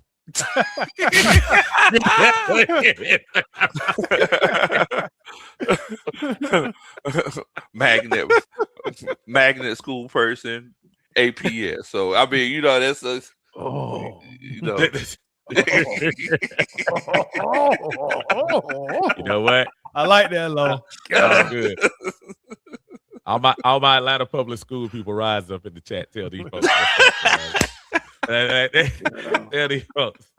Yeah, high school roll call right now. High school roll call. Look, man. Look, one thing folks love to do in Atlanta, boy, they gonna tell you where they went to high school at. That's the first thing they gonna do. What? Middle and high school. Yes, sir. How many school did you go to? Boy, hey, man. That's proud and shoot, stuff, man. Look, yeah. if you talk to them longer than 3 minutes, they're gonna tell you where they were born at. Grady, baby, you already know what's out. Okay, all right. Hey, that's what I'm talking about. You see Douglas getting in charge. You see that? Yeah. You see that? Douglas, Hey, all right. Hey, Middle school gonna be next. Hey, Astro. I hear you. I'll put y'all high schools in the chat, man. Yeah, no ATL Skate Man in here. Archer High. I remember Archer. No I state. got it. They came into. I think when they closed down, they came into. A lot of them came into filtered into Doug. When did Archer close? It was a while ago. That's a little while ago. I think that was. Am I talking about Archer? Maybe not Archer. Maybe I'm talking about. It might not be Archer. I'm thinking about. Maybe I'm thinking about something else. My bad. Might not be Archer. Booker T. Booker T. Washington. Westlake. Yeah, that's where Cam went. Yeah, Westlake. Did AJ Terrell go there too? Yeah, I think AJ. so. I think AJ. Pac-Man. Yep. Pac-Man went there. Coach Roney went there. Okay. Hey. Southside. I see Southside High. Yeah, Southside. Also, y'all make sure that y'all hit that like button. You hit that like button for you. Uncle Steve won't dance at your wedding one day. Southwest. Hey, man. It's all good, man. Look at that. You definitely don't want that. Oh, back in the day, Southwest turned into Maze back then. So I know he got a little age. That's why Houston. 078. There we go. Don't say Houston, whatever you do. Houston don't say County Houston, right. Bears. Boy. Woo. Oh my goodness. Miss T said Bass. Now Bass High definitely is gone. But so that's been a while. Ooh, God bless you, Miss T, because I know you've been with us for a minute. Golly, Steve. Oh, she went to Bass. Bass was gone. You see that? Hey, she blessed to be put to the keystrokes. That's all right. I'm giving her love. Miss T, pardon our we co-host. sorry, We Miss T is cool. I'm saying Bass has been Miss T, tell them Bass was around. Bass closed, I want to say, in the 80s, right? Like in the 80s, possibly. So I understand that, but you had to be like, dang, you been here for a long time. You had He didn't do all that, man. you had to do all that. Yeah.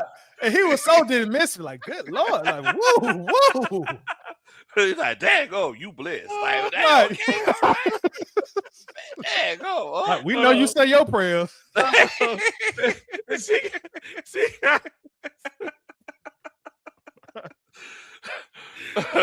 watch the Central High. All right. Central High. Macon, right. Georgia. Trinity. Say Wheeler. Oh, yeah. Okay, then. And we used to have a pretty good football team back in the day. Mayweather. He said 1988. 1988. Okay. So, see, I literally just graduated year before that. So, okay. Yeah. Oh, she said that's her mom. Okay. Yeah, okay. Right, shout out to mom. Shout out to mom. Mom, no, I wasn't messing with her. Pretty class lady. OG, look, we sorry. I'm sorry. I apologize on behalf of nothing Steve. to apologize for. Her mom, I was giving her mom love. Y'all like, dang, you been here for a long time. You can't take folks nowhere. Nowhere. Can't take them nowhere, boy. County. Worth County. All right. I'll call it Pastor again. You probably get me too. You probably get me. What you doing? What you doing messing up our reputation?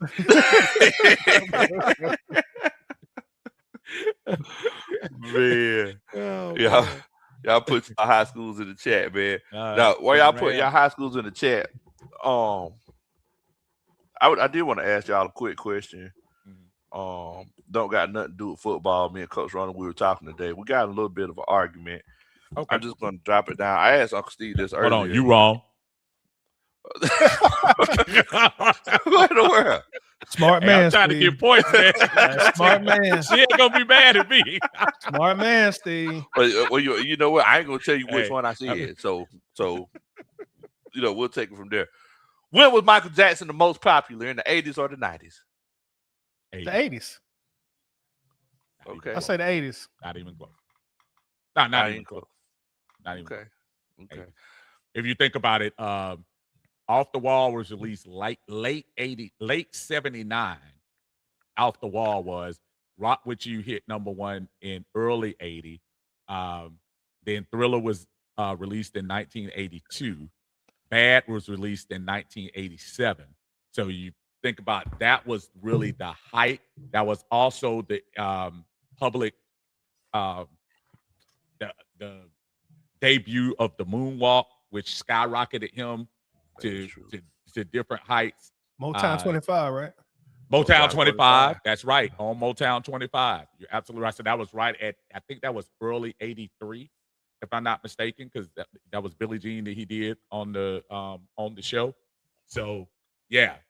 Listen, no disrespect to the 90s.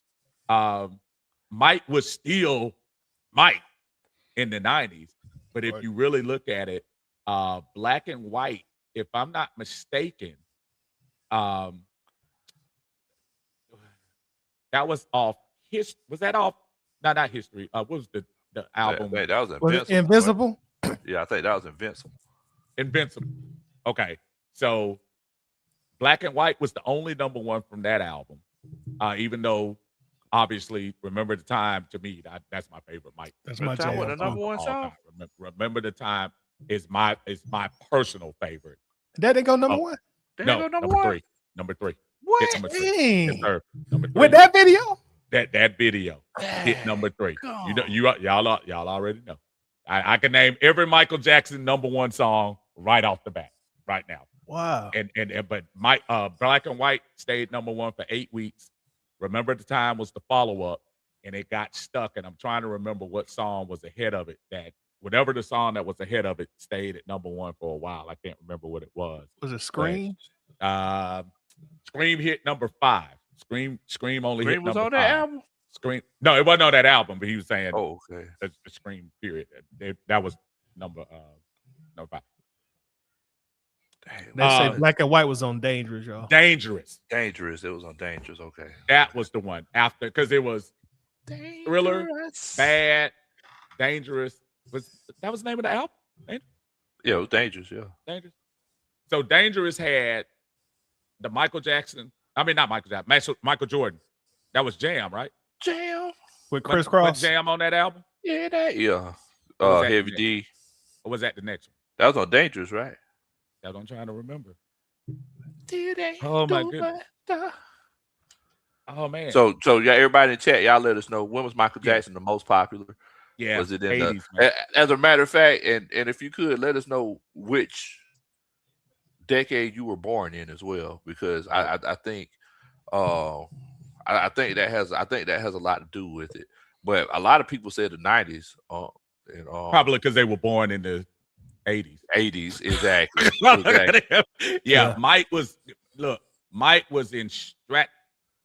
the 80s. If you think about the 80s were dominated by about 3 different acts: Mike, Madonna, and Prince. During that time, those were the mega stars, and Michael Jackson doubled anything that those two did. Mike was on a different level in the 80s.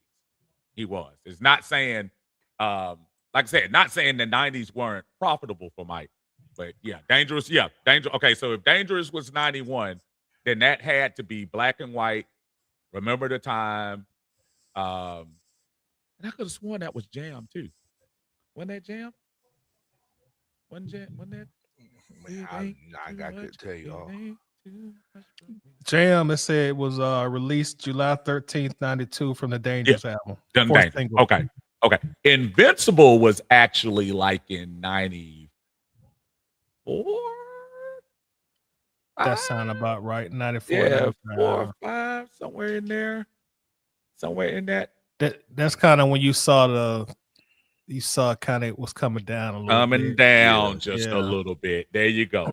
It was so yeah, y'all might remember some stuff in the 90s from them, and not saying it wasn't good, because that album was oh my god, what was the main song off that album? Off the Invincible album? No, Invincible was like, wasn't Invincible? What the last one was? What was the last one with Butterflies? Wasn't that Invincible? Yeah, that was 01. Yeah, so that was 01. So I'm talking about the one that was in the mid. It was one in between. No, it wasn't History, right? I thought that was after Invincible. Was it not? Well, You Are Not Alone. What was that? That was like 90. That was like 98. That was like the greatest hits one. Right? Matter of fact, let's just look up the list of Michael. That was the greatest hits one.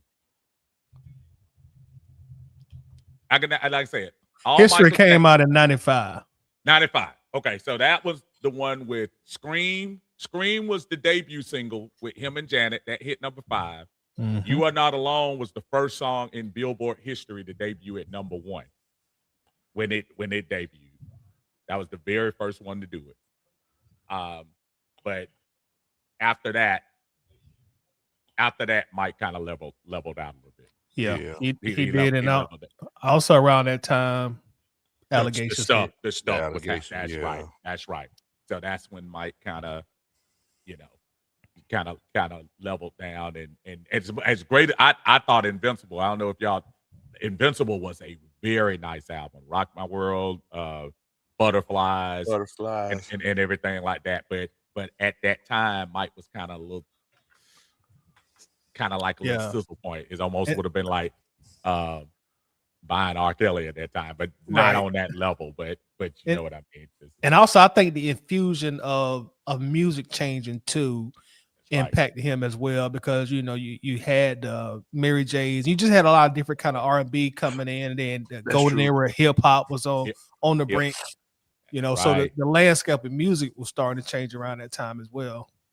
You were talking about Mary J. It's so funny that you say that, because she was one of the first ones that kind of infused that hip hop into R&B, and everything real Mike was doing was popish, and everything that Mary J. them were doing was kind of like had a little had that bop to it. That little bop, that little thing. Hot kid. But that was it. I mean, that was it back then. That's actually a good what do you say? Smooth Criminals 90. No, Smooth Criminal was 80. That was all bad.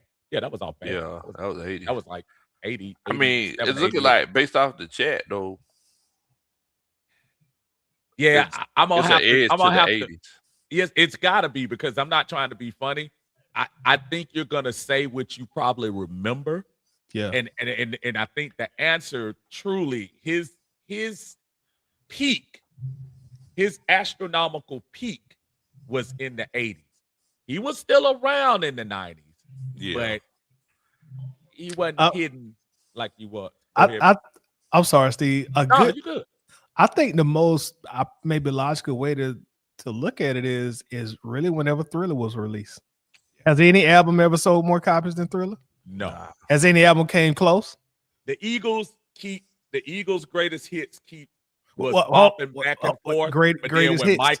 Greatest hits.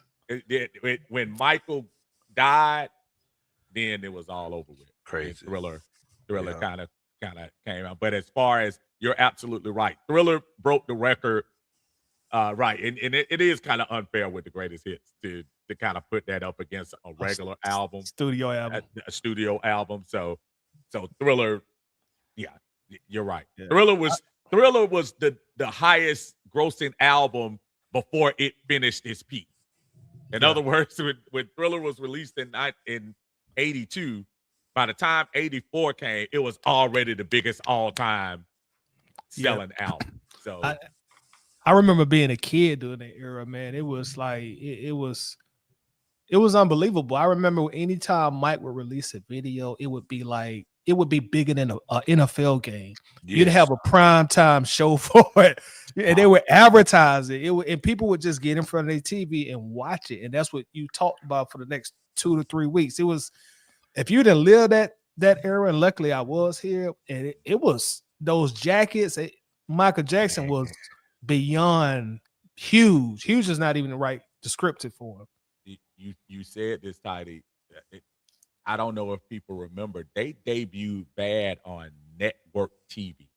So at that time, videos didn't come on network TV. Nah. They had a prime time releasing of the Bad video with Wesley Snipes, where they made the little half movie on, I think it was CBS at the time.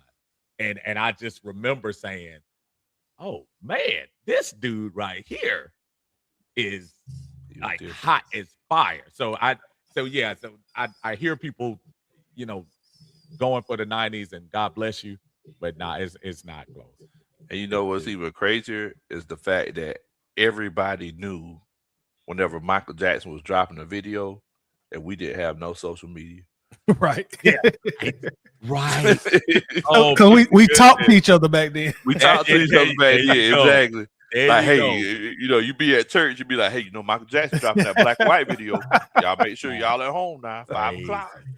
That's crazy. And folks would be home, and they would be at home watching that video. Right. That is absolutely crazy, man. Because if I'm not mistaken, did he drop that black and white video like during a playoff game or something, like at halftime or something? Or I remember it was on a Sunday. Yeah, it does. I was in the military then. It seemed like I do remember there being some kind of special thing with the black and white video. Because that was Macaulay Culkin, right? Yeah, I think so. Yeah. Macaulay Culkin and the dude from Cheers, and I think I remember something to where that being released. What might the first halftime show after In Living Color for the Super Bowl? After In Living Color. I know what you mean after the Living Color. So I seen somebody from In Living Color talk about it. They said that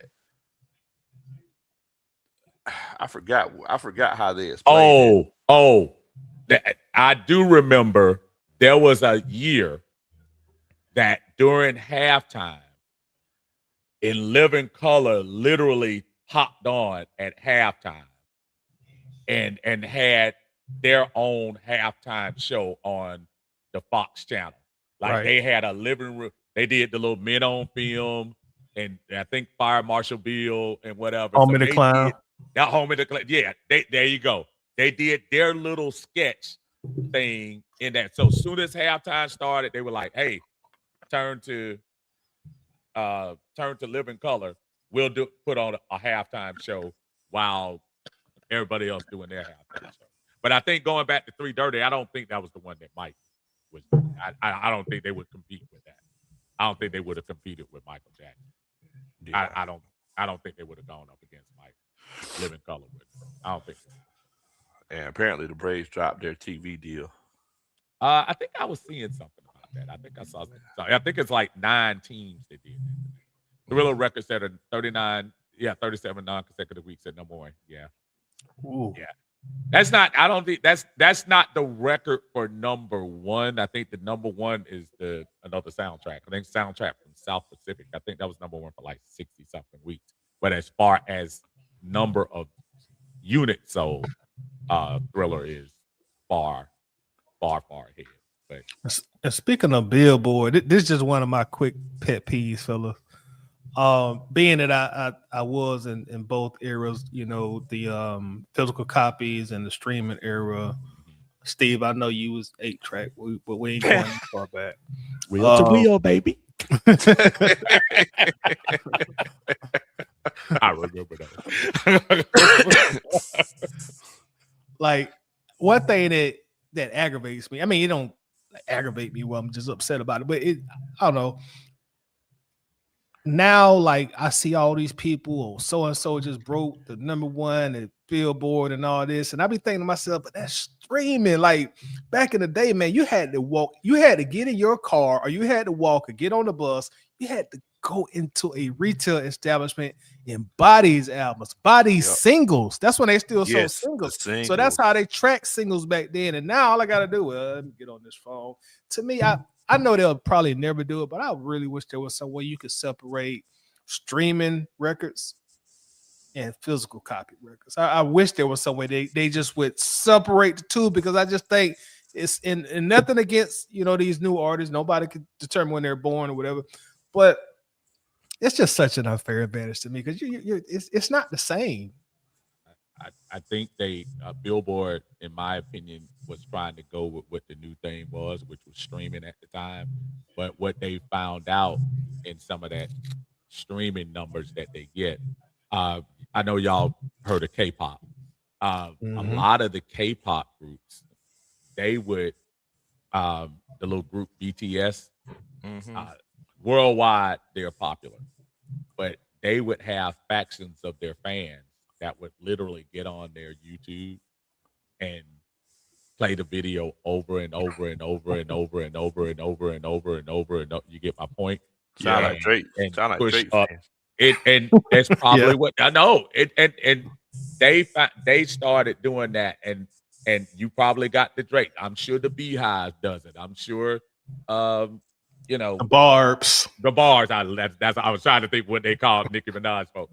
I'm sure the guy folks like Uncle Steve does it. You know?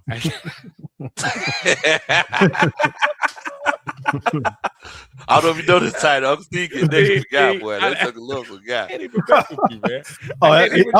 Riley. Yeah, boy. Look at it.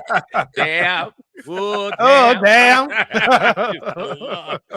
But to your point, Tidy, and it shows on the charts.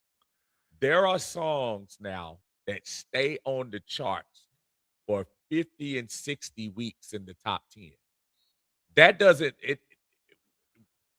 what that's telling you is that they're watching the same crap over and over and over and over, and we're not giving these new artists and the new songs that come out, you're not giving them a shot. Dude, do you realize Take Your Time, What's the Rush? Mutt. Oh yeah. Mutt was released in 2024. Do you realize it's in the top 10 right now? So and that's Almost not 2 saying years. we don't like the song. What it's saying is the metrics that they use, Tidy, just like what you were saying, the streaming numbers, if they took that out and just made people buy physical, you know, copies of the album, which obviously you would be foolish to do that because streaming is cheaper. But they have it now to where, dude, who goes and buys physical copy? Even though I know vinyl is making a comeback in a lot of places. Yeah. A lot of people We actually have a few vinyls. Right. I have a stack of. I got some. I said, like, but I'm saying we've been buying them. We've been buying more of them recently, like of the newer music, you know.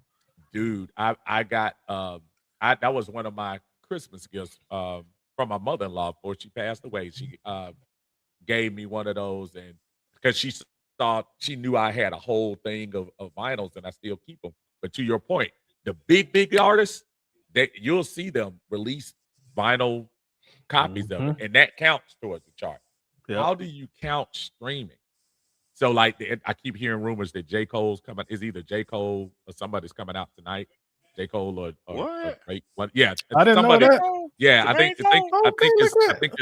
this rumor. Look at old I think that's the rumor. I didn't know that. Coming out. Look, I'm the rap guy. Look, I better tell you something now. I'll be plugged in. I'll be look. Tyler be putting him on game. Tyler be putting him on Look, game. I don't know if it's Tyler what. Man, it be Tyler putting him on game. Like we be talking, I'll be like, yeah, man, I ain't gonna lie to you. That Tyler the creator dude. I like, what you know about Tyler creator? Right. Okay, then. All right. I try my best. To keep up. I try to. But when he comes out again, people aren't gonna go buy the physical record. They're gonna wait at midnight and wait for the thing to drop, and they just go to the $12.99 they already playing the Spotify per month and Apple Music per month and just listen to it there, man. You can't make money like them folks don't make money like they used to. That's why rappers are acting and doing fashion and doing what we doing, podcast. Yeah, doing we absolutely and absolutely. And concerts. Think about concerts now. Do y'all what is a rap concert right now? Dude, I looked on streaming, and speaking of Tyler the Creator was in the round where somebody was just basically playing music. And all he had to do was just stand in the middle. They're literally playing the tracks. Yeah. Like back in the day, that was vocals. like that was blasphemy to come out there and not be live with the music or have a DJ out there doing that stuff. No, them cats are coming out there now. They just like play the track. Yeah. Sometimes they leave the vocals on. Yeah. And that's why, like, if y'all, I don't know if y'all ever went to one, but if you ever went to a Jay-Z concert, you really got your money's worth because he don't use any backing vocals at all. There you go. Only thing he using is an instrumental and a microphone. Turn them vocals all the way off. Love it. And that's probably why he's Jay-Z. And you know what I'm saying? But the rest of these guys, don't get me wrong, but the money they make, that's really the only way a lot of those cats make money. When my man what's my man that asked the girl to marry him? Asked Mariah the scientist. Oh, Young Thug. Young Thug. Young Thug. I mean, his little set, it was a nice little set, but they just playing the tracks. They don't even bring the entourages like they used to. They have people on stage. Hey, they throwing them Ricos out now. Exactly. Man, look. Like, no, y'all stay at home. Them jokers literally come show up. They be just vibing. Like, they be dancing to the song. They don't even really be performing. They be like, look, I'm here. Like, we can all dance together. Y'all stay down there, though. And, like, I just still here dance and I ad-lib myself, but I ain't finna rap this whole song for you. Like, I mean, that's just what it is nowadays. Why? But why? I mean, you don't need to. I mean, people are gonna, that's crazy. And I think some of that, I think it's a trickle down effect, and I think it probably starts at the point where back in the day, there was no email me the track, email me the verse, email me the song. No, you, the producer, the engineer, y'all are gonna go in the studio together. Y'all finna make this song. And I think all of it just when things get that convenient, you kind of lose the essence a little bit. And I think that's what's probably gonna happen. So I could definitely see that. I mean, I remember whenever they did that Watch the Throne album, and I told Coach Ronnie, I was like, they obviously weren't in the same room when they recorded these songs. First of all, I was like, you could tell they were all throwaway songs, but you could just tell by the vibe that Jay-Z was going off of and by the vibe Kanye was going. Like, yeah, Jay-Z was in Hawaii and Kanye was in Paris. Right. Right. Hence the names, Yeah. But it's just amazing now that I don't even know, like, rap music and not even just rap music. I can't even pick on them, but like the music industry itself is as profitable as it once was. I mean, who's really making the money? Kendrick Lamar. That's about it. That's about it. I mean, he's about to dominate the Grammys coming up here. in a minute. So that's gonna put more into his. They say he had the biggest rap tour of Man, that all was time crazy, Yeah. man. last year. Yeah. That was crazy. Like, we went to it and it was here in Atlanta. It was crazy. Yeah, off of a and to think he was already Kendrick, but he became Kendrick when he dissed the band. That's crazy. that's Crazy. crazy. That is Crazy. crazy work, man. I don't even know, man. Whew, that's Georgia Clay Dre says, I don't really listen to current artists. 2010 and below is my range. I mean, again, I've already kind of said who I listen to. There are few things that catch my ear now. That I mean, I know a lot of people have the folks that they listen out for. It's like anytime I said I'm just big on Tyler the Creator because I think musically he's a genius musically. And a lot of people say he can rap. He's all right to me, but I just like the melodies that he has. The creativity. Oh man, he is one of the top. But I don't know. Is there anybody for y'all that just when they that any current artist that just there's a dude named Big Low Country. I thought he was gonna say extra big plug. I thought that's what he was about to say. I thought that's what you were about to say at first. Oh, I thought that's what you were about to say. I mean, as far as like these newer rappers, it's kind of hard for me to get into. Like, there'll be a couple songs that I run across.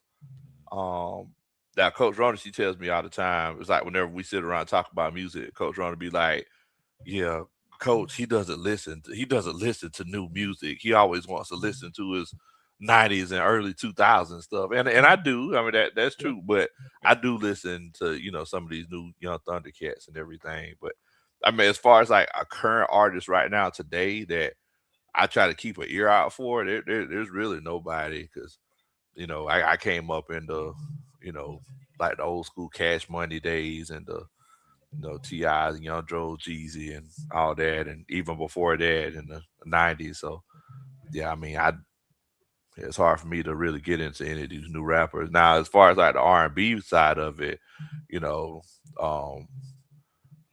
love me some SZA. I really like SZA, and Coach Ron is getting tired of me singing "Folded" while I walk around the house by Kalani. Toddy, I know you're a big Outkast guy, but is there anybody else now, just like in the now range, that just makes you like, ugh? I'm pretty. My answer mirrors what Lo just said. I'm like old school, like 90s rap, Outkast, Wu-Tang, Nas. I love the fact that Nas is still releasing music and That's the 2026. little duet. Yeah. Jay-Z. I mean, I there are certain songs that a new artist can make that I can I can vibe and bop with that. I think kind of like my cutoff age where I just like really stopped keeping up. Like probably was around 2012, 2013, somewhere around that area, around the time Drake, Kendrick, all them guys came out. Around that time, J. Cole. I know sometimes because like I got two younger nephews in their 20s, and sometimes I'll call or text them and like, "Hey man, put me up on something new. I need what's going on?" I'm trying to stay hip like you. Yeah, there you go. There you go. And then I always tell them, like, don't be sending me none of that music where all they talking about is sliding on your ops now. I need that's how I know I'm starting to age.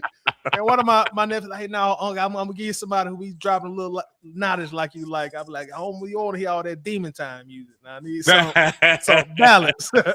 That's how I know I'm getting older too, man. Absolutely. I mean, think about the dangerous artists back in our day. They're considered like G. They're considered Disney. Think about. I mean, people were trying to ban Run DMC, and I'm like, for what? Right. And back in the day, I mean, that some of the stuff NWA did back then. Now, compared to now, it's like babyish. Exactly. Compared to what the kids are talking about. So we're talking about now. I mean, it is really weird. So I'd probably obviously might go back a little bit more, but y'all just, I mean, I love pop. I'm still a pop music guy. I still get into my my pop bag. I can't get away from Stevie, Prince, Madonna. So I stay in that pocket. But I'm also open to a few of the folks out right now. I love Bryson Tiller. Daniel Caesar is somebody that I get into now. Bryson Tiller annoys me, man. I don't know what it is. But you know what? No, I think he I don't know. He's about the closest that I get to what was in my pocket. In my, as far as like R&B. Yeah, as far as it's hard to find like legit R&B. Yeah. There's this one guy, Coach Ron, to listen to. Ah, man, I can't remember his name. I find it. I send it to you.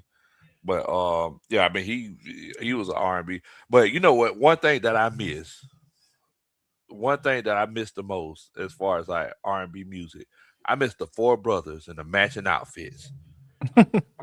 You know what I'm saying? Like just the four brothers and the matching outfits that put together the song. You got that one that don't say nothing until the end, till the crescendo. Or the bass guy. Or the bass, exactly. You know, but remember that hit his peak in the 90s. Remember you had the 4-man group, the jagged edge, not the jagged edge, the Boys to Men. The Boys to Men, the Troop, Cisco them. After 7. But that was 4-man group. What's our folks? Drew Hill, the Jodeci. That little era right there was cool. Which H-Town. H-Town. Yeah. Ideal. I used to like Ideal a lot. Just that era. Public announcement. Man. Oh my goodness. What's the Two Close Brothers? You dancing in love. Oh, talk about it hard for me. Oh man. Oh my goodness. Too Close. Ariel and what's the boy's name? I'm gonna be pissed. Oh, Next. Yeah, they wasn't a quartet. I forgot about Next. I used to love that song, man. But I used to love it. Oh my god. I said the barge. The barge now. I ain't gonna lie to you now. The barge. I love the barge. A little sensitive over there with the barge. Thinking about you. Look at you. Don't get me wrong. That disco era. It was, right?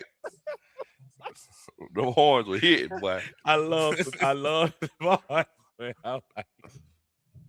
Yeah, those brothers. I don't know, man. A lot of long hair. But I love them as a group. But the old girl was in that group too, though. Money. Yeah. Money was in there. Yeah. I guess they were. But I mean, as far as like R&B, it's like I miss those. That's what I miss. It's hard. Like you don't see like a group put together anymore, and you know what I'm saying. I know TGT tried to do it. You know, Genuine. I don't know what Genuine had going on at that performance that time. That's what Deanna said. Silk. Yeah, that's true. Silk. Yeah, Silk. Yeah, I forgot about Silk. What's going on, Jack? Jack said, "Hey, is space available? Because I got some things to say." He picking on you on. That's you know what? So Tiny. So I'm gonna circle back around. Last night, okay. So obviously, the other big news in Atlanta is our boy Trey Young. Ice Trey. Moving on. Moving on. Now, last night it was a little bit of a funeral that people were having for him, and I was. Don't get me wrong, I appreciate Trey. I appreciate Trey, but I think we've had these conversations before because here in Atlanta, we kind of build up legacy much more than it really is. I agree. Trey Young was nice, but in my opinion, I'm not exactly like shedding tears for this trade because it was probably very much needed. And guess what? You might want to get the value now because that value might not be the same at the end of the complaint was about, oh, we couldn't get a number one pick for him. We couldn't get this right here. And I'm saying to myself, yeah, but that should have told you. Nobody else wanted to get Trey. Yeah. You did this 2 years ago, maybe. But I don't know. What you think, man? Oh, I totally agree with you. I done said some of the same about some of our Atlanta legends, like on the worldwide spectrum outside of our fan base. They're not as big and as great as we think they are. Right. And there had been multiple reports that a lot of teams just were not interested in trading for Trey Young, and the Hawks obviously didn't want to pay him that max contract. So I'm kind of like you, Steve. I mean, he's obviously a legendary Hawks player, without a doubt. But it's not. I mean, you wasn't winning with him. I mean, you had that one magical season, but outside of that, you weren't winning with him. And so we'll remember the moments. I mean, who could forget him shutting down New York? Who could forget him? In those moments like that. But if we really add it up, I mean, a few play-in tournaments, and sometimes we got in, sometimes we got out. And I was trying to. I mean, it was a legitimate debate yesterday in the other parties about Luka Doncic being the same as Trey Young, and I was saying to myself, and I was like, it's very interesting because Luka is been an all NBA player for the last 4 or 5 years. And while you can argue about the success rate, I don't think you can argue about the quality of play as far as Trey to Luka. Are you saying are you saying talent level the same? Talent level wise. I think from a sense that you think they're the same talent level, Steve? No, I said Luka is twice the play. I misunderstood you. I'm like, I was gonna let you keep kicking for a second, but I said, must have hit that wine cellar, man, before he came in here tonight. So again, my friend, no, clearly Canadian by it. No, but I was having not an argument, but it's okay to say argument. That's not a bad word. With one of my fellow content creators, and I mean, they were basically beating the chest down. 2 of them were telling me how great how great Trey is, and that he compares to Luka. And I'm saying, look, guys, the only resemblance they have is that they were drafted in the same draft. And I hear you, Antonio. The defense thing, that you're not gonna get an argument out of that. They bought on the same tier there, but that's where it stops. But that's where it stops. Luka has exceeded what he was thought to be as the 3rd overall pick. He's been an all NBA player at least 4 times, and it's probably 5. Yeah. The run they made to the finals, I mean, at least he's had a couple of runs. You could argue he hadn't had a lot, kind of like Trey, hadn't had a lot around him. True. And it's really not a contest to me. I think that for me as an Atlanta fan to pretend to take the Trey side and try to act like he's better, that would be disingenuous. No, they definitely not equals. They definitely not equals. You Well, would I have mean- loved that. You would have I loved mean, that. but y'all know how it is. It's like, you have your baby. You think your baby is prettier than everybody else's, right? That's true. Yeah, yeah. It's like, yeah, look at her, ain't she? Isn't she lovely? Everybody like, she's a baby. You know what I'm saying? I mean, It goes back to the age and the topic that we all bring up during the summertime when we don't have a topic to bring up. That is Matt Ryan a Hall of Fame player, and again through rose-colored Atlanta Falcon eyes, it's a no-brainer, first ballot, whatever. And I sit here as what I call myself I think I'm a strong Atlanta fan, and I say no. I don't think Matt reached that criteria. As much as I liked him as a quarterback for the Falcons, maybe if he gets this job, y'all, and does well before his eligibility, which is what, next year or the year after? It's coming up. This is about to be his 4th year retired, right? No, 3rd year, because he didn't technically retire one of them years. He just didn't play.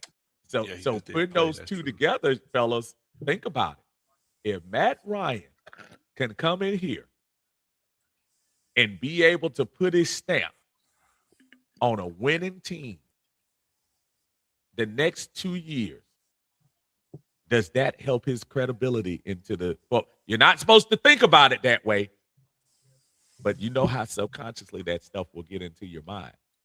I'm going to answer that. Go ahead.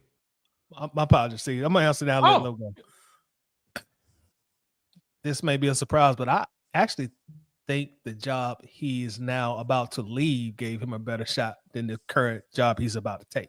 Oh, okay. I think the networking opportunities would have served him better as an analyst. Bigger, broader audience. Broader audience, more influence. Like, damn, that guy was really smart, huh? I overlooked him all them years. Let me go back and look at that 2016 film. There you go. There you go. That's actually a very good point. And I never thought of that like that, because people are seeing him on the national show every week and get to hear his analysis. And they go back and say, wait a minute. Because look, I'm not a Dan Orlovsky super fan, but I will say, okay, as a backup quarterback, he got a little knowledge up there. And Hasselbeck's brother, Matt Hasselbeck's brother, on ESPN. Like, those guys have a little bit more than I kind of thought. So you got and it's the same for people who are now like actually outside of when he be trolling and trying to get engagement on his show. But when Cam Newton just talks football and he's not trolling people, you're like, damn, Cam can be a coach. I mean, when he's just, not doing this trolling, him and Asante or going at Dion, when he's obviously trying to get the engagement going, which I don't blame him for, When he's just talking X and O's, like, damn, I didn't know Cam had that. I chilled out with Cam at us C1N at a couple of his practices, and like just hearing them sit around and talk about ball, you'd be like, I see why you the pro and I'm not, right? Like Cam no ball. Yes, Cam legit no ball. And you heard the news, he's supposed to be I think making a return to Carolina. Yeah, he's supposed to bang down do the pounding of the drum, their little equivalent to our train whistle, our horn. To our thing, which is interesting to me that they would bring him back. He gonna make good for him that he's doing that, but it's kind of interesting. Hey, while we on here, can we go over our thoughts on the weekend's games right quick? Yeah. What y'all looking at in the, trying to pull up the schedule right quick that we got going on this weekend with the NFL that we're not going to be a part of. I got the games right here. Talk to me. All right. So first game, Los Angeles Rams at Carolina Panthers. Okay.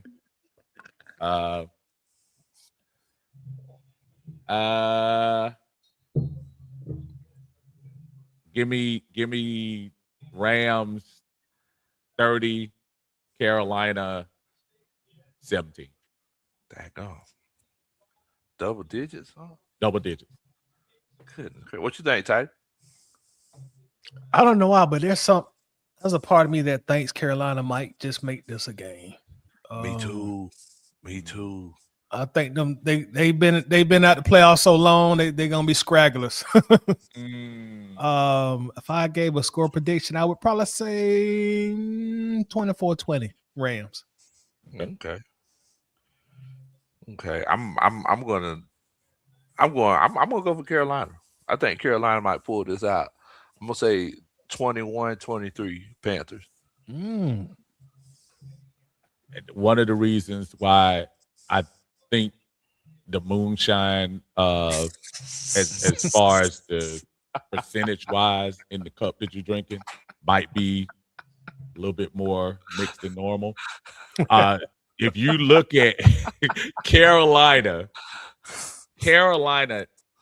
was at one point 8-7, right? Yeah. Okay. Carolina lost the next week and then turned around and lost again in a play and I'm in game when all the marbles were there.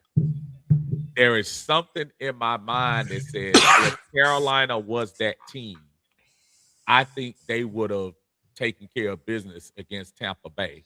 They actually, in a lot of ways, outplayed Tampa Bay in that game that they played against Tampa and the refs.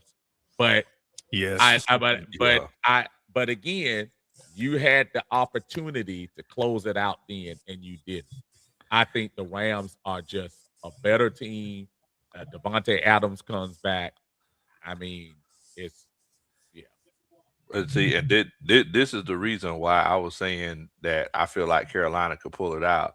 They're gonna have home field advantage, and it's supposed to be heavy rain on Saturday. Is it going to be on one side of the field or the whole field? I was just trying to see, just to make sure, just to see anything. Is there an umbrella over the Carolina side? Last I checked, in the rain, Carolina didn't do that well either. Hey, look. I ain't knocking you on. I just got a funny feeling with Carolina. That's all I'm saying. You know how it is in the playoffs. It's like anything can happen, right? Yeah. That's true. All right, you so know, 2-1. Georgia Bulldogs ain't playing this week. Anything can happen. That's true. Right? That's true. That's true. Green Bay at Chicago. I think on that one, I'm gonna go with the young Cubs. I'm gonna go with the young Cubs, man. I think that youthful leadership with Ben Johnson. I really feel like Caleb Williams is going to be a big stage quarterback for this next generation of elite quarterbacks, and I think he's going to showcase it starting this weekend. I'm going Chicago. Score prediction. Now that one, that's probably why I don't think it might be as close as it should. I'm gonna say 31-21 Chicago. Okay. Last year I saw Caleb Williams and me and Lo have had this conversation, and I said coming into this year, I said Caleb Williams is gonna surprise people. He's not even. I don't think he scratched the surface. I think he's gonna be one of the best QBs in the game. Green Bay is coming in limping. We really don't know how healthy Jordan Love is right now. Michael Parsons not being on the defense is going to hurt a little bit. Swift is starting to run the ball a little bit better for Chicago. I'm kind of in that same. I don't even want to steal the score from you, so I'll go down 30-20 Bears. And Steve, I never really understood, like, because Caleb was he was like highly scrutinized and criticized as a rookie, and I was like, I never saw like him. I mean, he started off rocky, but what Ricky don't, you know what I mean? But I just never could piece together. I'm like, when I used to watch him play, like this guy really, he playing pretty good football for. I just didn't get it. I didn't understand it. I Do you think. remember? I think Go ahead. I think probably I guess some of his antics coming into the league, and then you had all these rumors, oh, he want to be the half owner of the team, and I think people like just brought that on with him in the NFL. Does it kind of remind you a little bit what they do in the Shador this year a little bit? I mean, and of course Shador it's on a bigger scale, bigger scale right, but it was one of those things. The stories we used to get about Caleb was the look, the attitude. I remember seeing somebody look at him slump down on this team. That's not a leader. That. That's not a, things like that the we same are. Thing with Cam too. Oh, absolutely. I mean, and sometimes they don't understand the psyche of some of these young men. They want to win this thing so bad, brother, that their whole world comes to an end when they don't win. And that's just how some of these young men are built now. Right. And sometimes you get caught in the moment because like we're watching them on TV and you're just catching this half a second instant reaction of just being pissed off because I'm about to lose and I didn't play like I think I should have played. You got the TikTok moment that shows him in his attitude. What they don't show is a minute wiping that off, going over, talking to the team and whatever. So quite honestly, this second year is not a shock to me. I was telling people, I don't know what y'all looking at. Dude, I would have taken Caleb Williams in a heartbeat last year. Right. If we had an opportunity to do that. What'd you think, Flo? I mean, I remember that first year, Caleb Williams. I mean, but it was just completely. I mean, Eberflus was terrible, bro, and everything just looked completely unorganized. And I told Steve, I was like, man, Caleb Williams just running around like a chicken with his head cut off. And then I had to send him a text the other day. I was like, you were right. I was, and I wasn't trying to be right, Tiny. I mean, I remember, you know how Low get like, oh no, he's so good. And I'm like, and I'm telling him, I'm saying, no, man. You got the impersonation right. I told him, I said, no, man. I said, Caleb good. Oh man. I told him, no. I said, Caleb is good, man. He gonna be all right. Man, I ain't gonna lie. I was like, man, I don't know about that one, Bo. You shoot. But hey, I'll admit I was wrong. I was wrong.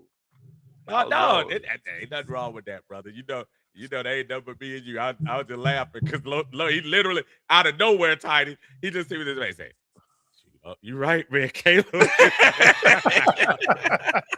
hey, all right, I'm good. I'm good. Oh, so who's your pick? Lo? Yeah, I think I'm gonna go with the Bears on this one. And it may be because of selfish reasons. Because we'll have a chance to get, Matt LaFleur. If we get Matt LaFleur, it's gonna be so fun. I'm just gonna be saying Soccerly Blue and all kind of stuff. It's gonna be so fun if Matt LaFleur is the head coach.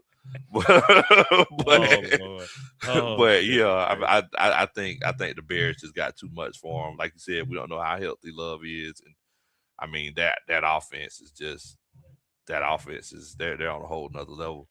So yeah, I got to go with the Bears on that one. Next one is Buffalo at Jacksonville. Might be the game of the week right there. No lie. It probably will. You can't do nothing but respect the season Jacksonville had this year. Especially after so many down years, and even a good portion of the Jaguars fan base, wondering if Trevor Lawrence is really the guy. I think they won about 13 games this year. Yeah, so Jacksonville has won 13. Buffalo has won 12. Buffalo is favored by 1 point.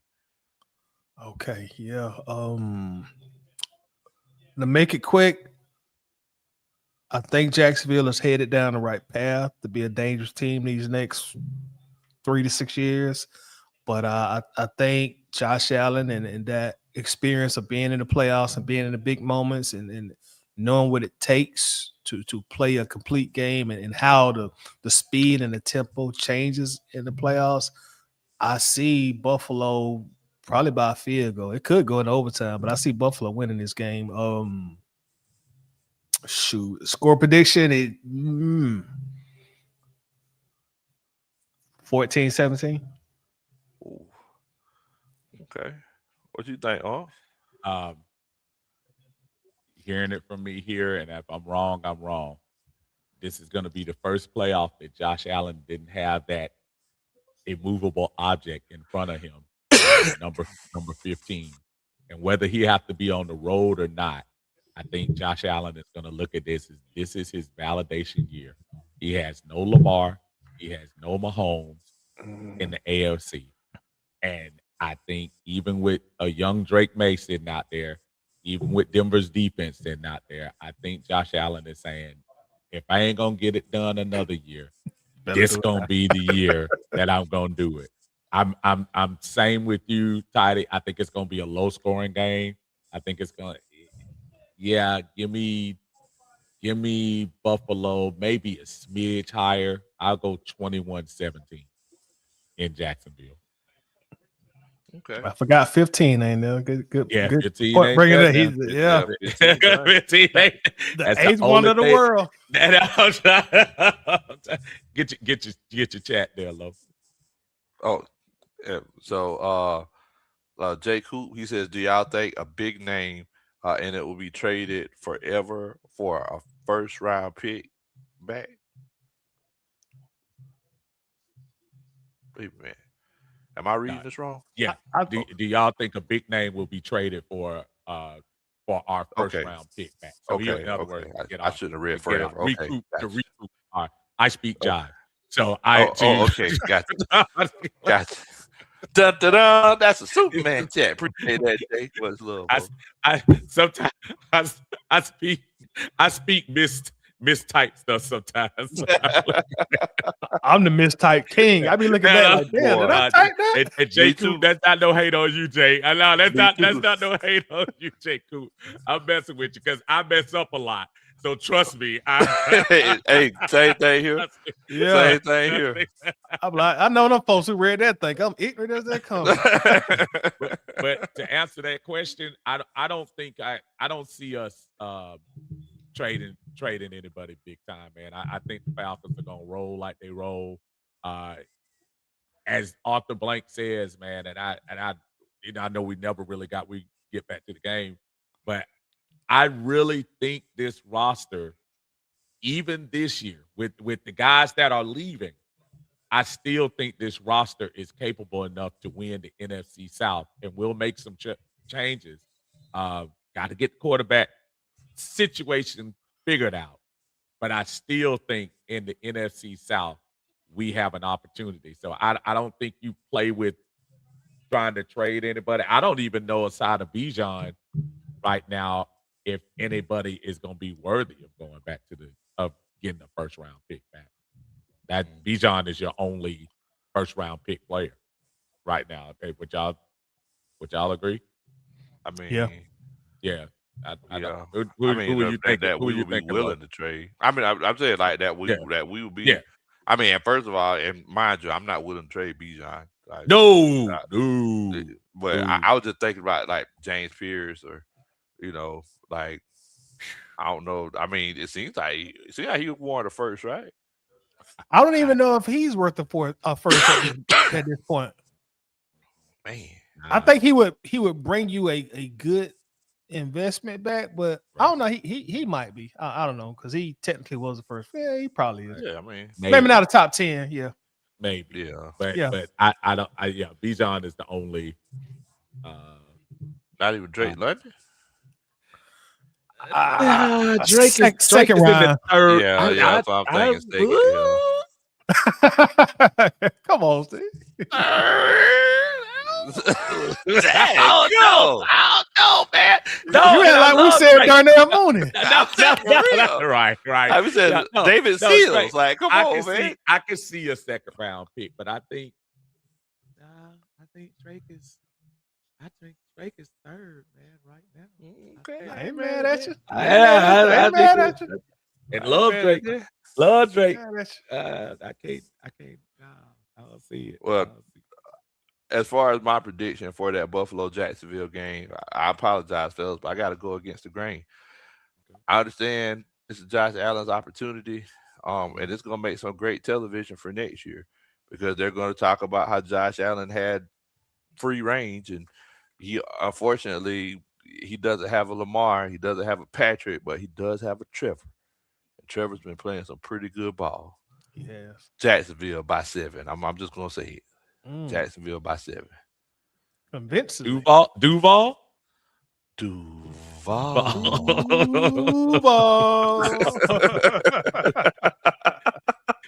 Remember we went to that game in London. And the folks with Duval and that Tiny. You go all the way across the sea. You go into a game in London, and all you Duval. Oh man! And you know, and no, you don't get a chance to see no touchdowns. That was the toughest part. That was the toughest part. No, that's right. No, Bijan scored one. Bijan scored a touchdown. Yeah, remember at the very end. Okay. Not the end, near the middle when they I think I remember that. Threw the pick six and he threw another near Bijan later on. Yeah. I love Desmond. Gotta love it. Good days. Good times. All right. San Francisco at Philly. They got Philly favored by 5. That will be a good game, I think. Sirianni versus Shanahan.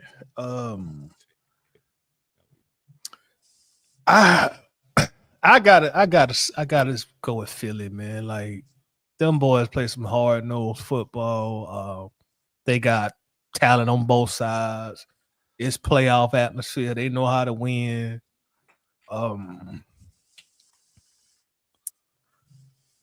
I would probably take the over on the spread, man. And much respect to Kyle Shanahan, but Philly, they rugged, man. You got a quarterback that can do it. Even though their record wise, they weren't as good as they were last year. Saquon was not the same running back production wise, but like they got some veterans on that team that know what it takes to win big games. So score prediction 17-31. That's big. That's in Philly, right? In Philly. Oh yeah. 17-31. Yeah. That convinces me. I maybe unpopular take. Kyle Shanahan should get some legitimate votes for Coach of the Year this year for what he's done with a broke down, and really keeps validating himself to all the people that I was trying to say were crazy when everybody was so down on Kyle Shanahan because of the loss playbook and what he didn't do in the Super Bowl. And I keep telling folks he's easily one of the top 3 or 4 coaches in the NFL, and it's proven it time and time again, every time. That being said, I'm not sure with the injuries and going all the way to the East Coast to play this game. I don't know what the weather's going to be like, but I know it ain't going to be warm. So the low is 30, the high is 48. 48. That's not horrible. That's actually good football weather. Yeah. That's good, especially for weather, up there. Oh, absolutely. That's good football weather. But yeah, give me Philly. With all that being said about Shanahan, give me Philly. I think that Bethune just went out, who was playing some really good ball in place of Fred Warner, and that's you got to have that head of the snake on the defense to win. I think Philly. I take the experience over them. Give me 20. Give me 28-24.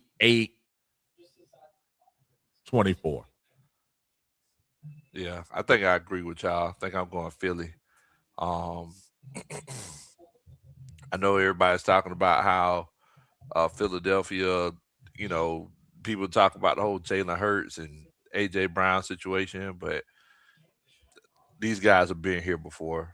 Um, um, I think if they can stop the 49ers through the air, I think Philadelphia's like top 5 in pass defense.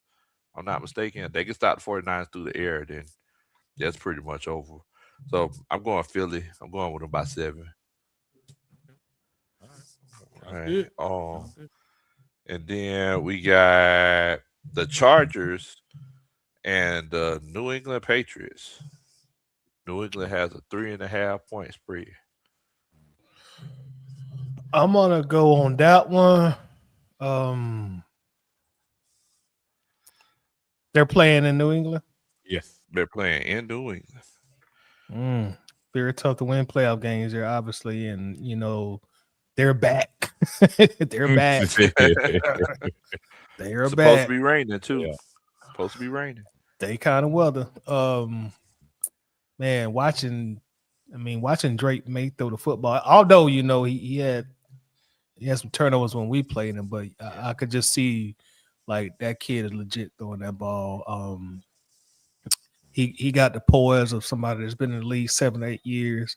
When I watch him play, you up there in New England, well, that fan base just knows how to be playoff fans. It's gonna be a very hostile environment up there. I'm gonna go score prediction, and then I don't trust Justin Herbert in the playoffs for some reason too.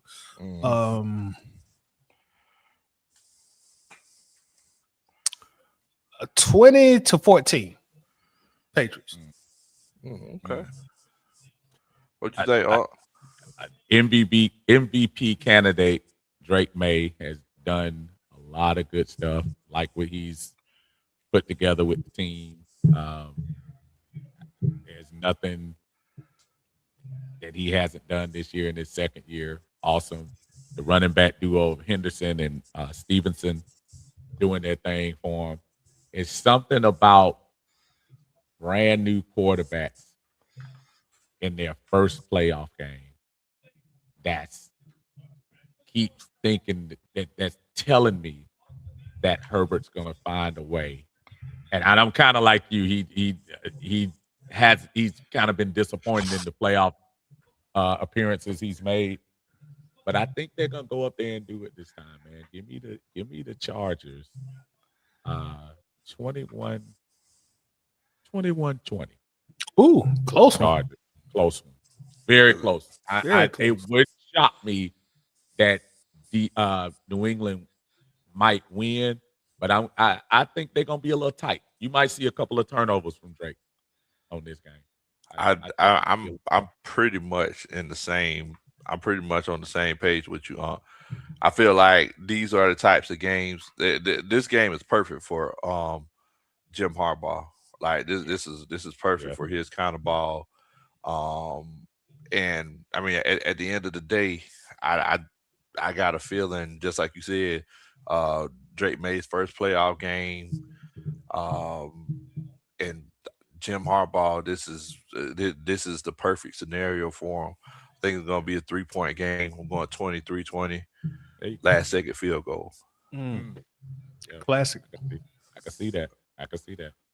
All right. Last one, we got Houston versus Pittsburgh. In Pittsburgh, Houston has a 3-point spread.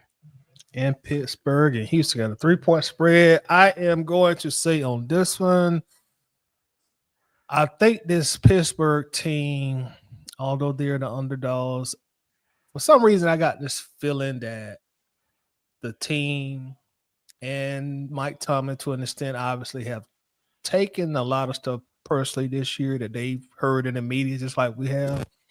And I just feel like they're going to rally behind old coach. And you still got even though he's not what he used to be, obviously, you have a very good veteran quarterback back there that knows how to win games, obviously. Houston has a excellent defense, so I don't think a lot of points will be scored. This might be just old ugly game, especially Pittsburgh in the playoffs. Most of their games are ugly. So my ugly game score pick of the week, I'm gonna go terrible football if you like offense, 6-9. Wow. Wow. Ugly game of the week. That's crazy. No touchdown. I think Pittsburgh is super lucky to be in this game. Yes. And Aaron Rodgers, you give him some time, he's going to eat you up. I don't know if y'all been watching Houston. I think it's so weird. The hottest two teams in the NFL are both from the AFC South. Who thought we would ever say that? Right. Houston is the second hottest team. 6 wins in a row. I like their defense in Pittsburgh. Give me the Texans. Give me not too much higher, man. I think 17-14. 17-14 Texans. Okay. I'm going Texans too. I think it was a good run. Aaron Rodgers made it to the playoffs again. But just like Deanna said, you still got Arthur Smith calling them plays. Yeah. Against that Houston Texans defense, I think that I'm gonna be honest with y'all. I think it's gonna be a blowout. I'm gonna say by at least 2 touchdowns. I'm gonna say 2 points. Okay. 14-point blowout. Houston, they as a matter of fact, they might be sitting the starters by the fourth quarter. Oh man. Oh wow. Dog walk. Hey man. So not one last time for good old A-Rod? Nah, man, that's it. That's it. As a matter of fact, you might want to be hoping he don't get hurt just in case he need to come play in Atlanta next year. I know, right? I know. Don't hit the old man. We got 1 year, $10 million for you, A-Rod. Come on, man. We got you in the dome down here. I can't. Not A-Rod, bro. You say, I'll say he can't go for that one now. He can't go for that one. Man. I can't.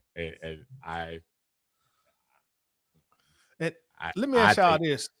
Speaking of that, obviously we're gonna have to bring a quarterback in here because you just can't bank on Michael Penix being healthy week 1. Obviously, they're gonna bring a quarterback in here. I think we all know that. Who's on y'all list? Via trade or via no. let me rephrase that. Who's legitimately on your list? Matt Jones. Matt Jones is on my list. I think I said, and once again, it depends on who the coach is, but if you have a Matt LaFleur, I think Matt Jones could be somebody who could efficiently run the offense. Only problem is that he's going to be on his last year of his contract this year coming up, so you would have to trade for him. But as far as free agent quarterbacks, the list out there ain't too good, and unless you try to bring that old thing back. And I love Desmond, but I don't know. He's playing this weekend. He's backing up. Love. Jordan Love. Yes, sir. He's on the 53. Wow. He's on the 53. So, when you talk about bringing in a coach that can be a quarterback whisperer, I know we have tried to rehabilitate this dude psychologically with every team he's been with. Uh-oh.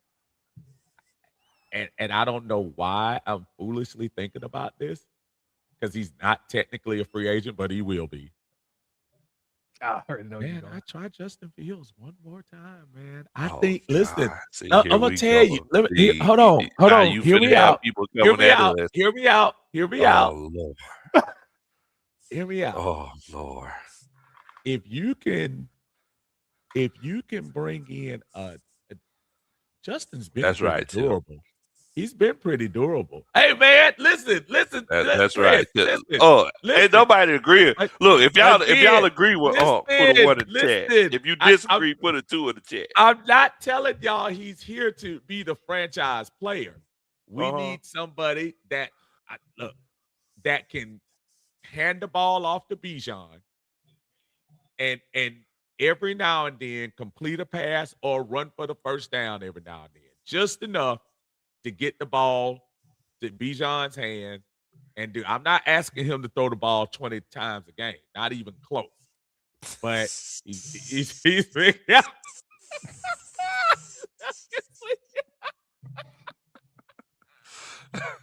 You're wrong, Mike. You're wrong.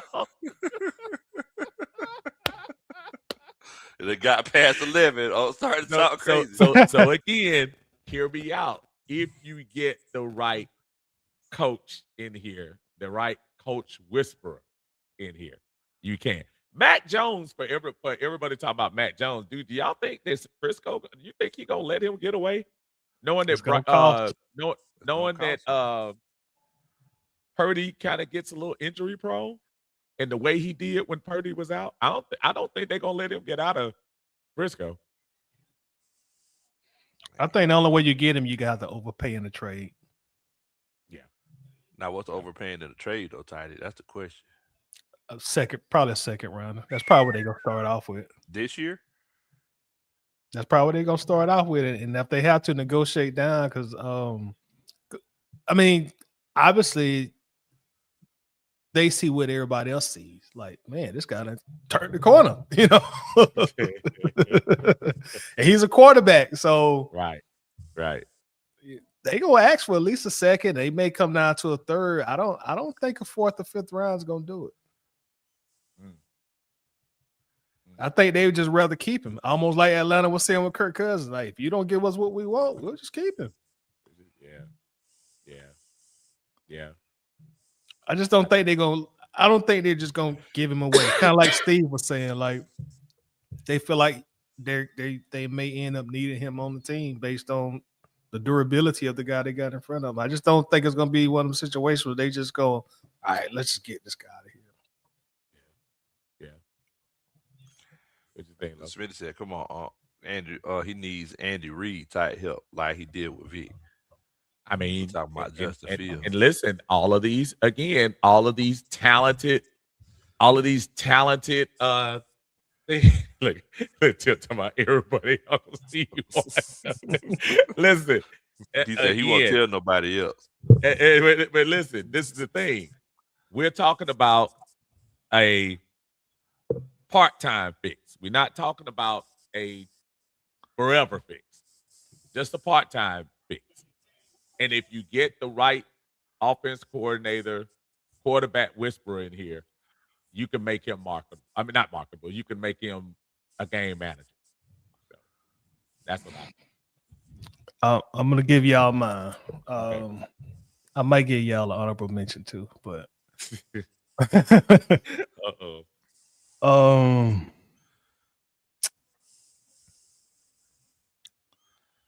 realistic, legitimate.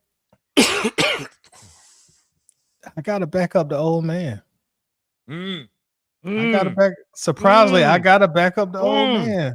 Yeah, because they're obviously gonna cut him, right? And to be honest, I don't think Atlanta's in a position right now where they can really trade anything because they only have 5 draft picks. So you want to get something on that free agent wire where you ain't got to lose on draft picks. It's not going to cost you a lot of money. Good thing for Justin Fields. I think he got $30 million guaranteed. I mean, he didn't get top tier quarterback money, but he got enough where like, okay, I'm good. So I feel like he would be in a position where, okay, I'll take $7, $8, $9 million for 1 year. And that gives me an opportunity to get on the field and put out some good tape. And you got Bijan. Obviously, Tyler will be gone, but you got Bijan. And I don't know what Kyle Pitts thing gonna be, but if they bring him back, you got Drake London. I think you can bring Justin Fields in with the rest of our offense, we still have a pretty good old line, and you can just dumb this offense down enough for him for 4 to 6 or 7 games, however long it takes until Penix comes back with a good young defense that you can still build on in the offseason. And let's say Penix is out 6 games. I'm just throwing out a number. I don't know. I think Justin Fields can at least have you at 500 when Penix comes back. And that's kind of what you want. Hey, just keep us at 500 until the starter get back in. To me, it just seems like the more realistic option. My honorable mention would be Malik Willis, but honestly, I think Malik done played so well on in the national spotlight. His stock now went up too high. There you go. There you go. There you I go. think he done priced himself out of what we could pay for him. And unless we want to go to Zach Wilson route or Tyrod Taylor, I mean, you get Bijan and Justin Fields and some kind of RPO. Hey, that's a hard tandem to stop, man. So I'm gonna go with Justin. I'm going Kennesaw, man. Kennesaw. Dang, no. Well, I got a list of some of the free agent quarterbacks. Right. So you got Russell Wilson, got Aaron Rodgers, Jimmy Garoppolo, Tyrod Taylor, Joe Flacco, Kenny Pickett, Trey Lance, Malik Willis, Tyler Huntley, Daniel Jones.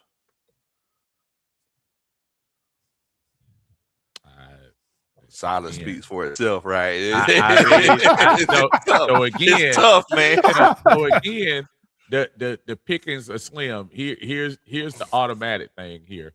When you start talking about Mr. Fields, he's supposed to get paid $23 million from the Jets this year. This is the guy that's on your bench, and they're getting ready to get probably Dante Moore in the draft this year. Dude, this is going to be this would be a cheap, just make it happen until we can get some grip on what's up with Penix. But let me ask y'all this. Is it out of the realm of possibility to consider drafting a quarterback?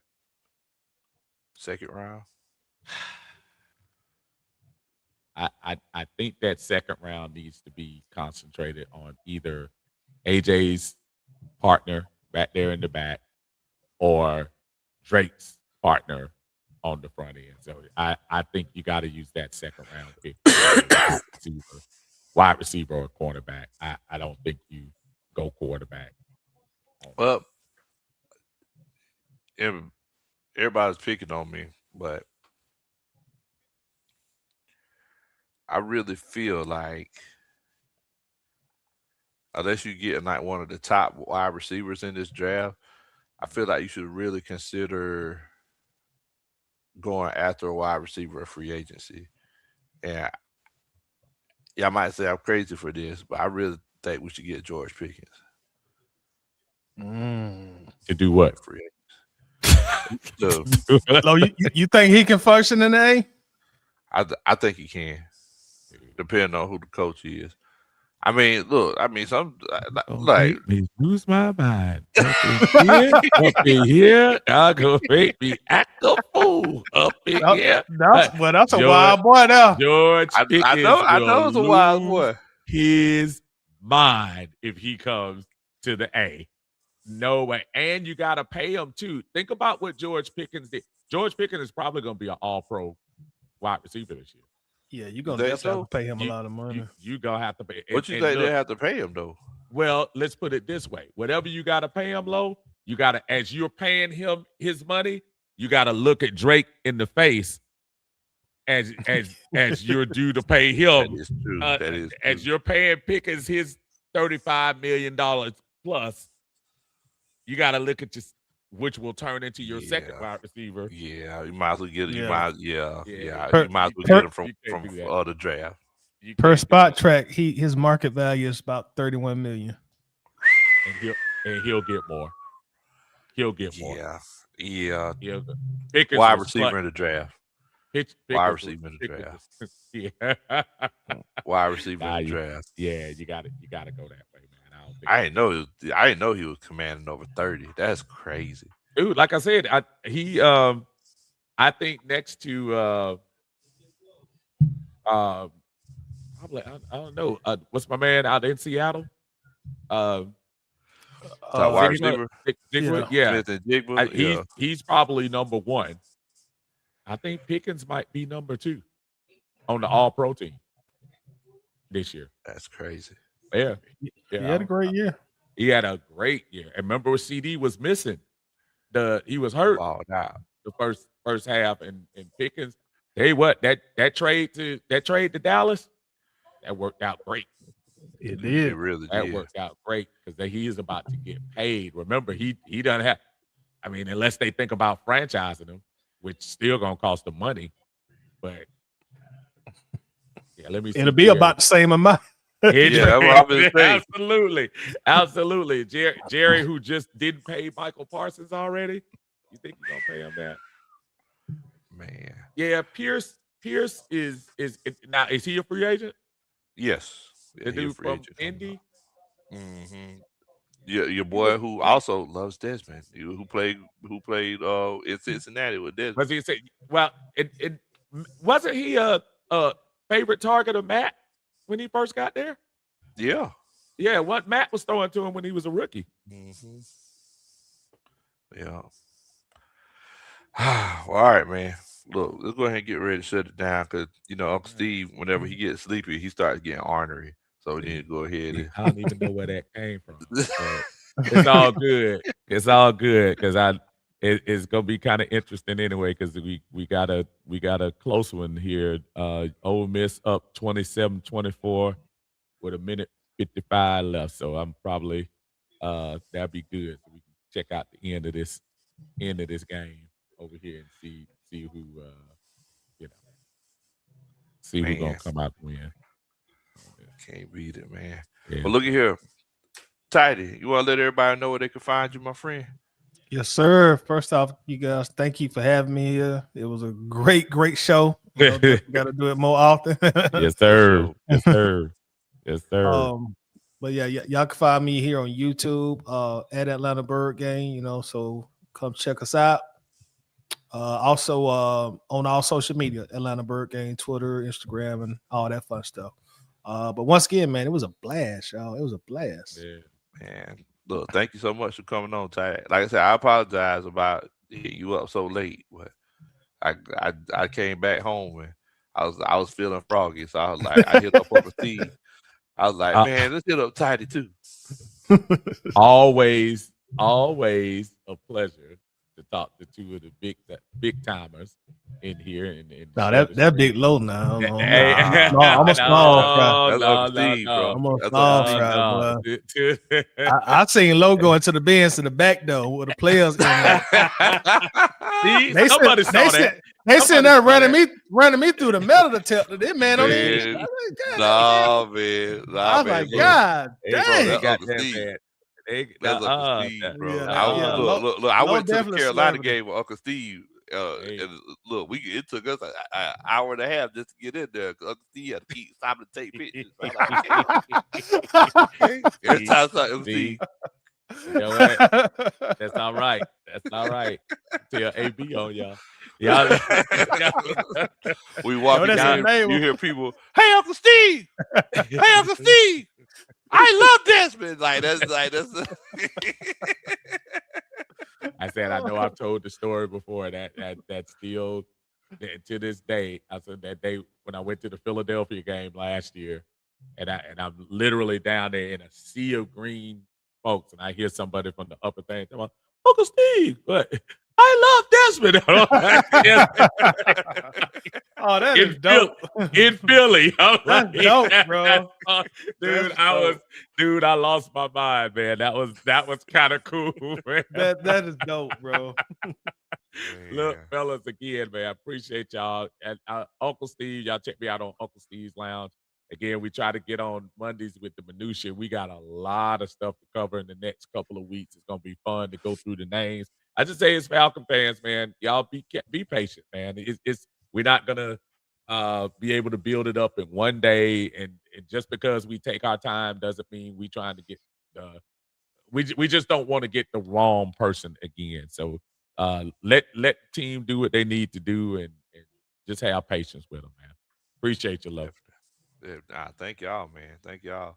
Look, my name is Big Old Country. I'm just an old country boy, former football coach that love to sit around and talk about sports. Tidy, thank you so much for coming on. Uncle Steve, thanks so much for linking up with me. We got to get together like this more often. Yes, must. Absolutely. Definitely. Tidy, y'all have to start texting me because I don't always check my messages, so that's why it took me so long. I gotta get your number because I think I just got you on Facebook. I should have texted you first. I went to the messenger because you usually answer that pretty quick too. So I figured I'll I mean, you know, Tidy important. It's hard to get in contact with Tidy. You know, man, crazy. Yeah. That's what they do. Important to them bill collectors. Hey, Mr. Jones. Get the automated messages. Hey, Mr. Jones. Y'all are wrong. but we're gonna try to get together sometime before the season starts, though. Yes, sir. You know, and just try to kind of get everybody together, just for a little bit of camaraderie. You know, I'll make sure to let you know in advance, Tidy, so we can finally link up in person. And, yes, sir. You know, we're gonna have a good time. But are y'all doing the draft joint this year? I mean, because I know we don't got a first round pick. You know what? I thought about after we talked about we might have to. Tidy, after I was talking about that the other day, I didn't think about that. I said we don't have a first round pick, so we might have to substitute something. Maybe we'll do the second day and do that, so at least we'll have 2 days. Yeah, y'all want to do day 2? Yeah. That would be. Oh, that would be awesome. Yo, we could absolutely do that. Yeah, day 2. That would be day 2. Yeah, we do day 2, and see what we can do good up in there, man. That's whenever we'll actually be doing something. Yes, sir. I think we will. Sounds like a plan, man. But look, y'all stay safe out there, and y'all make sure y'all hit that like button. Make sure you hit that subscribe button. Make sure you go over to Atlanta Bird Gang and check them out down there. Hit that subscribe button. Go to Uncle Steve's Lounge. Hit that subscribe button. And in the meantime, man, rise up, 8 times down. What in the world? Rise up. Peace out.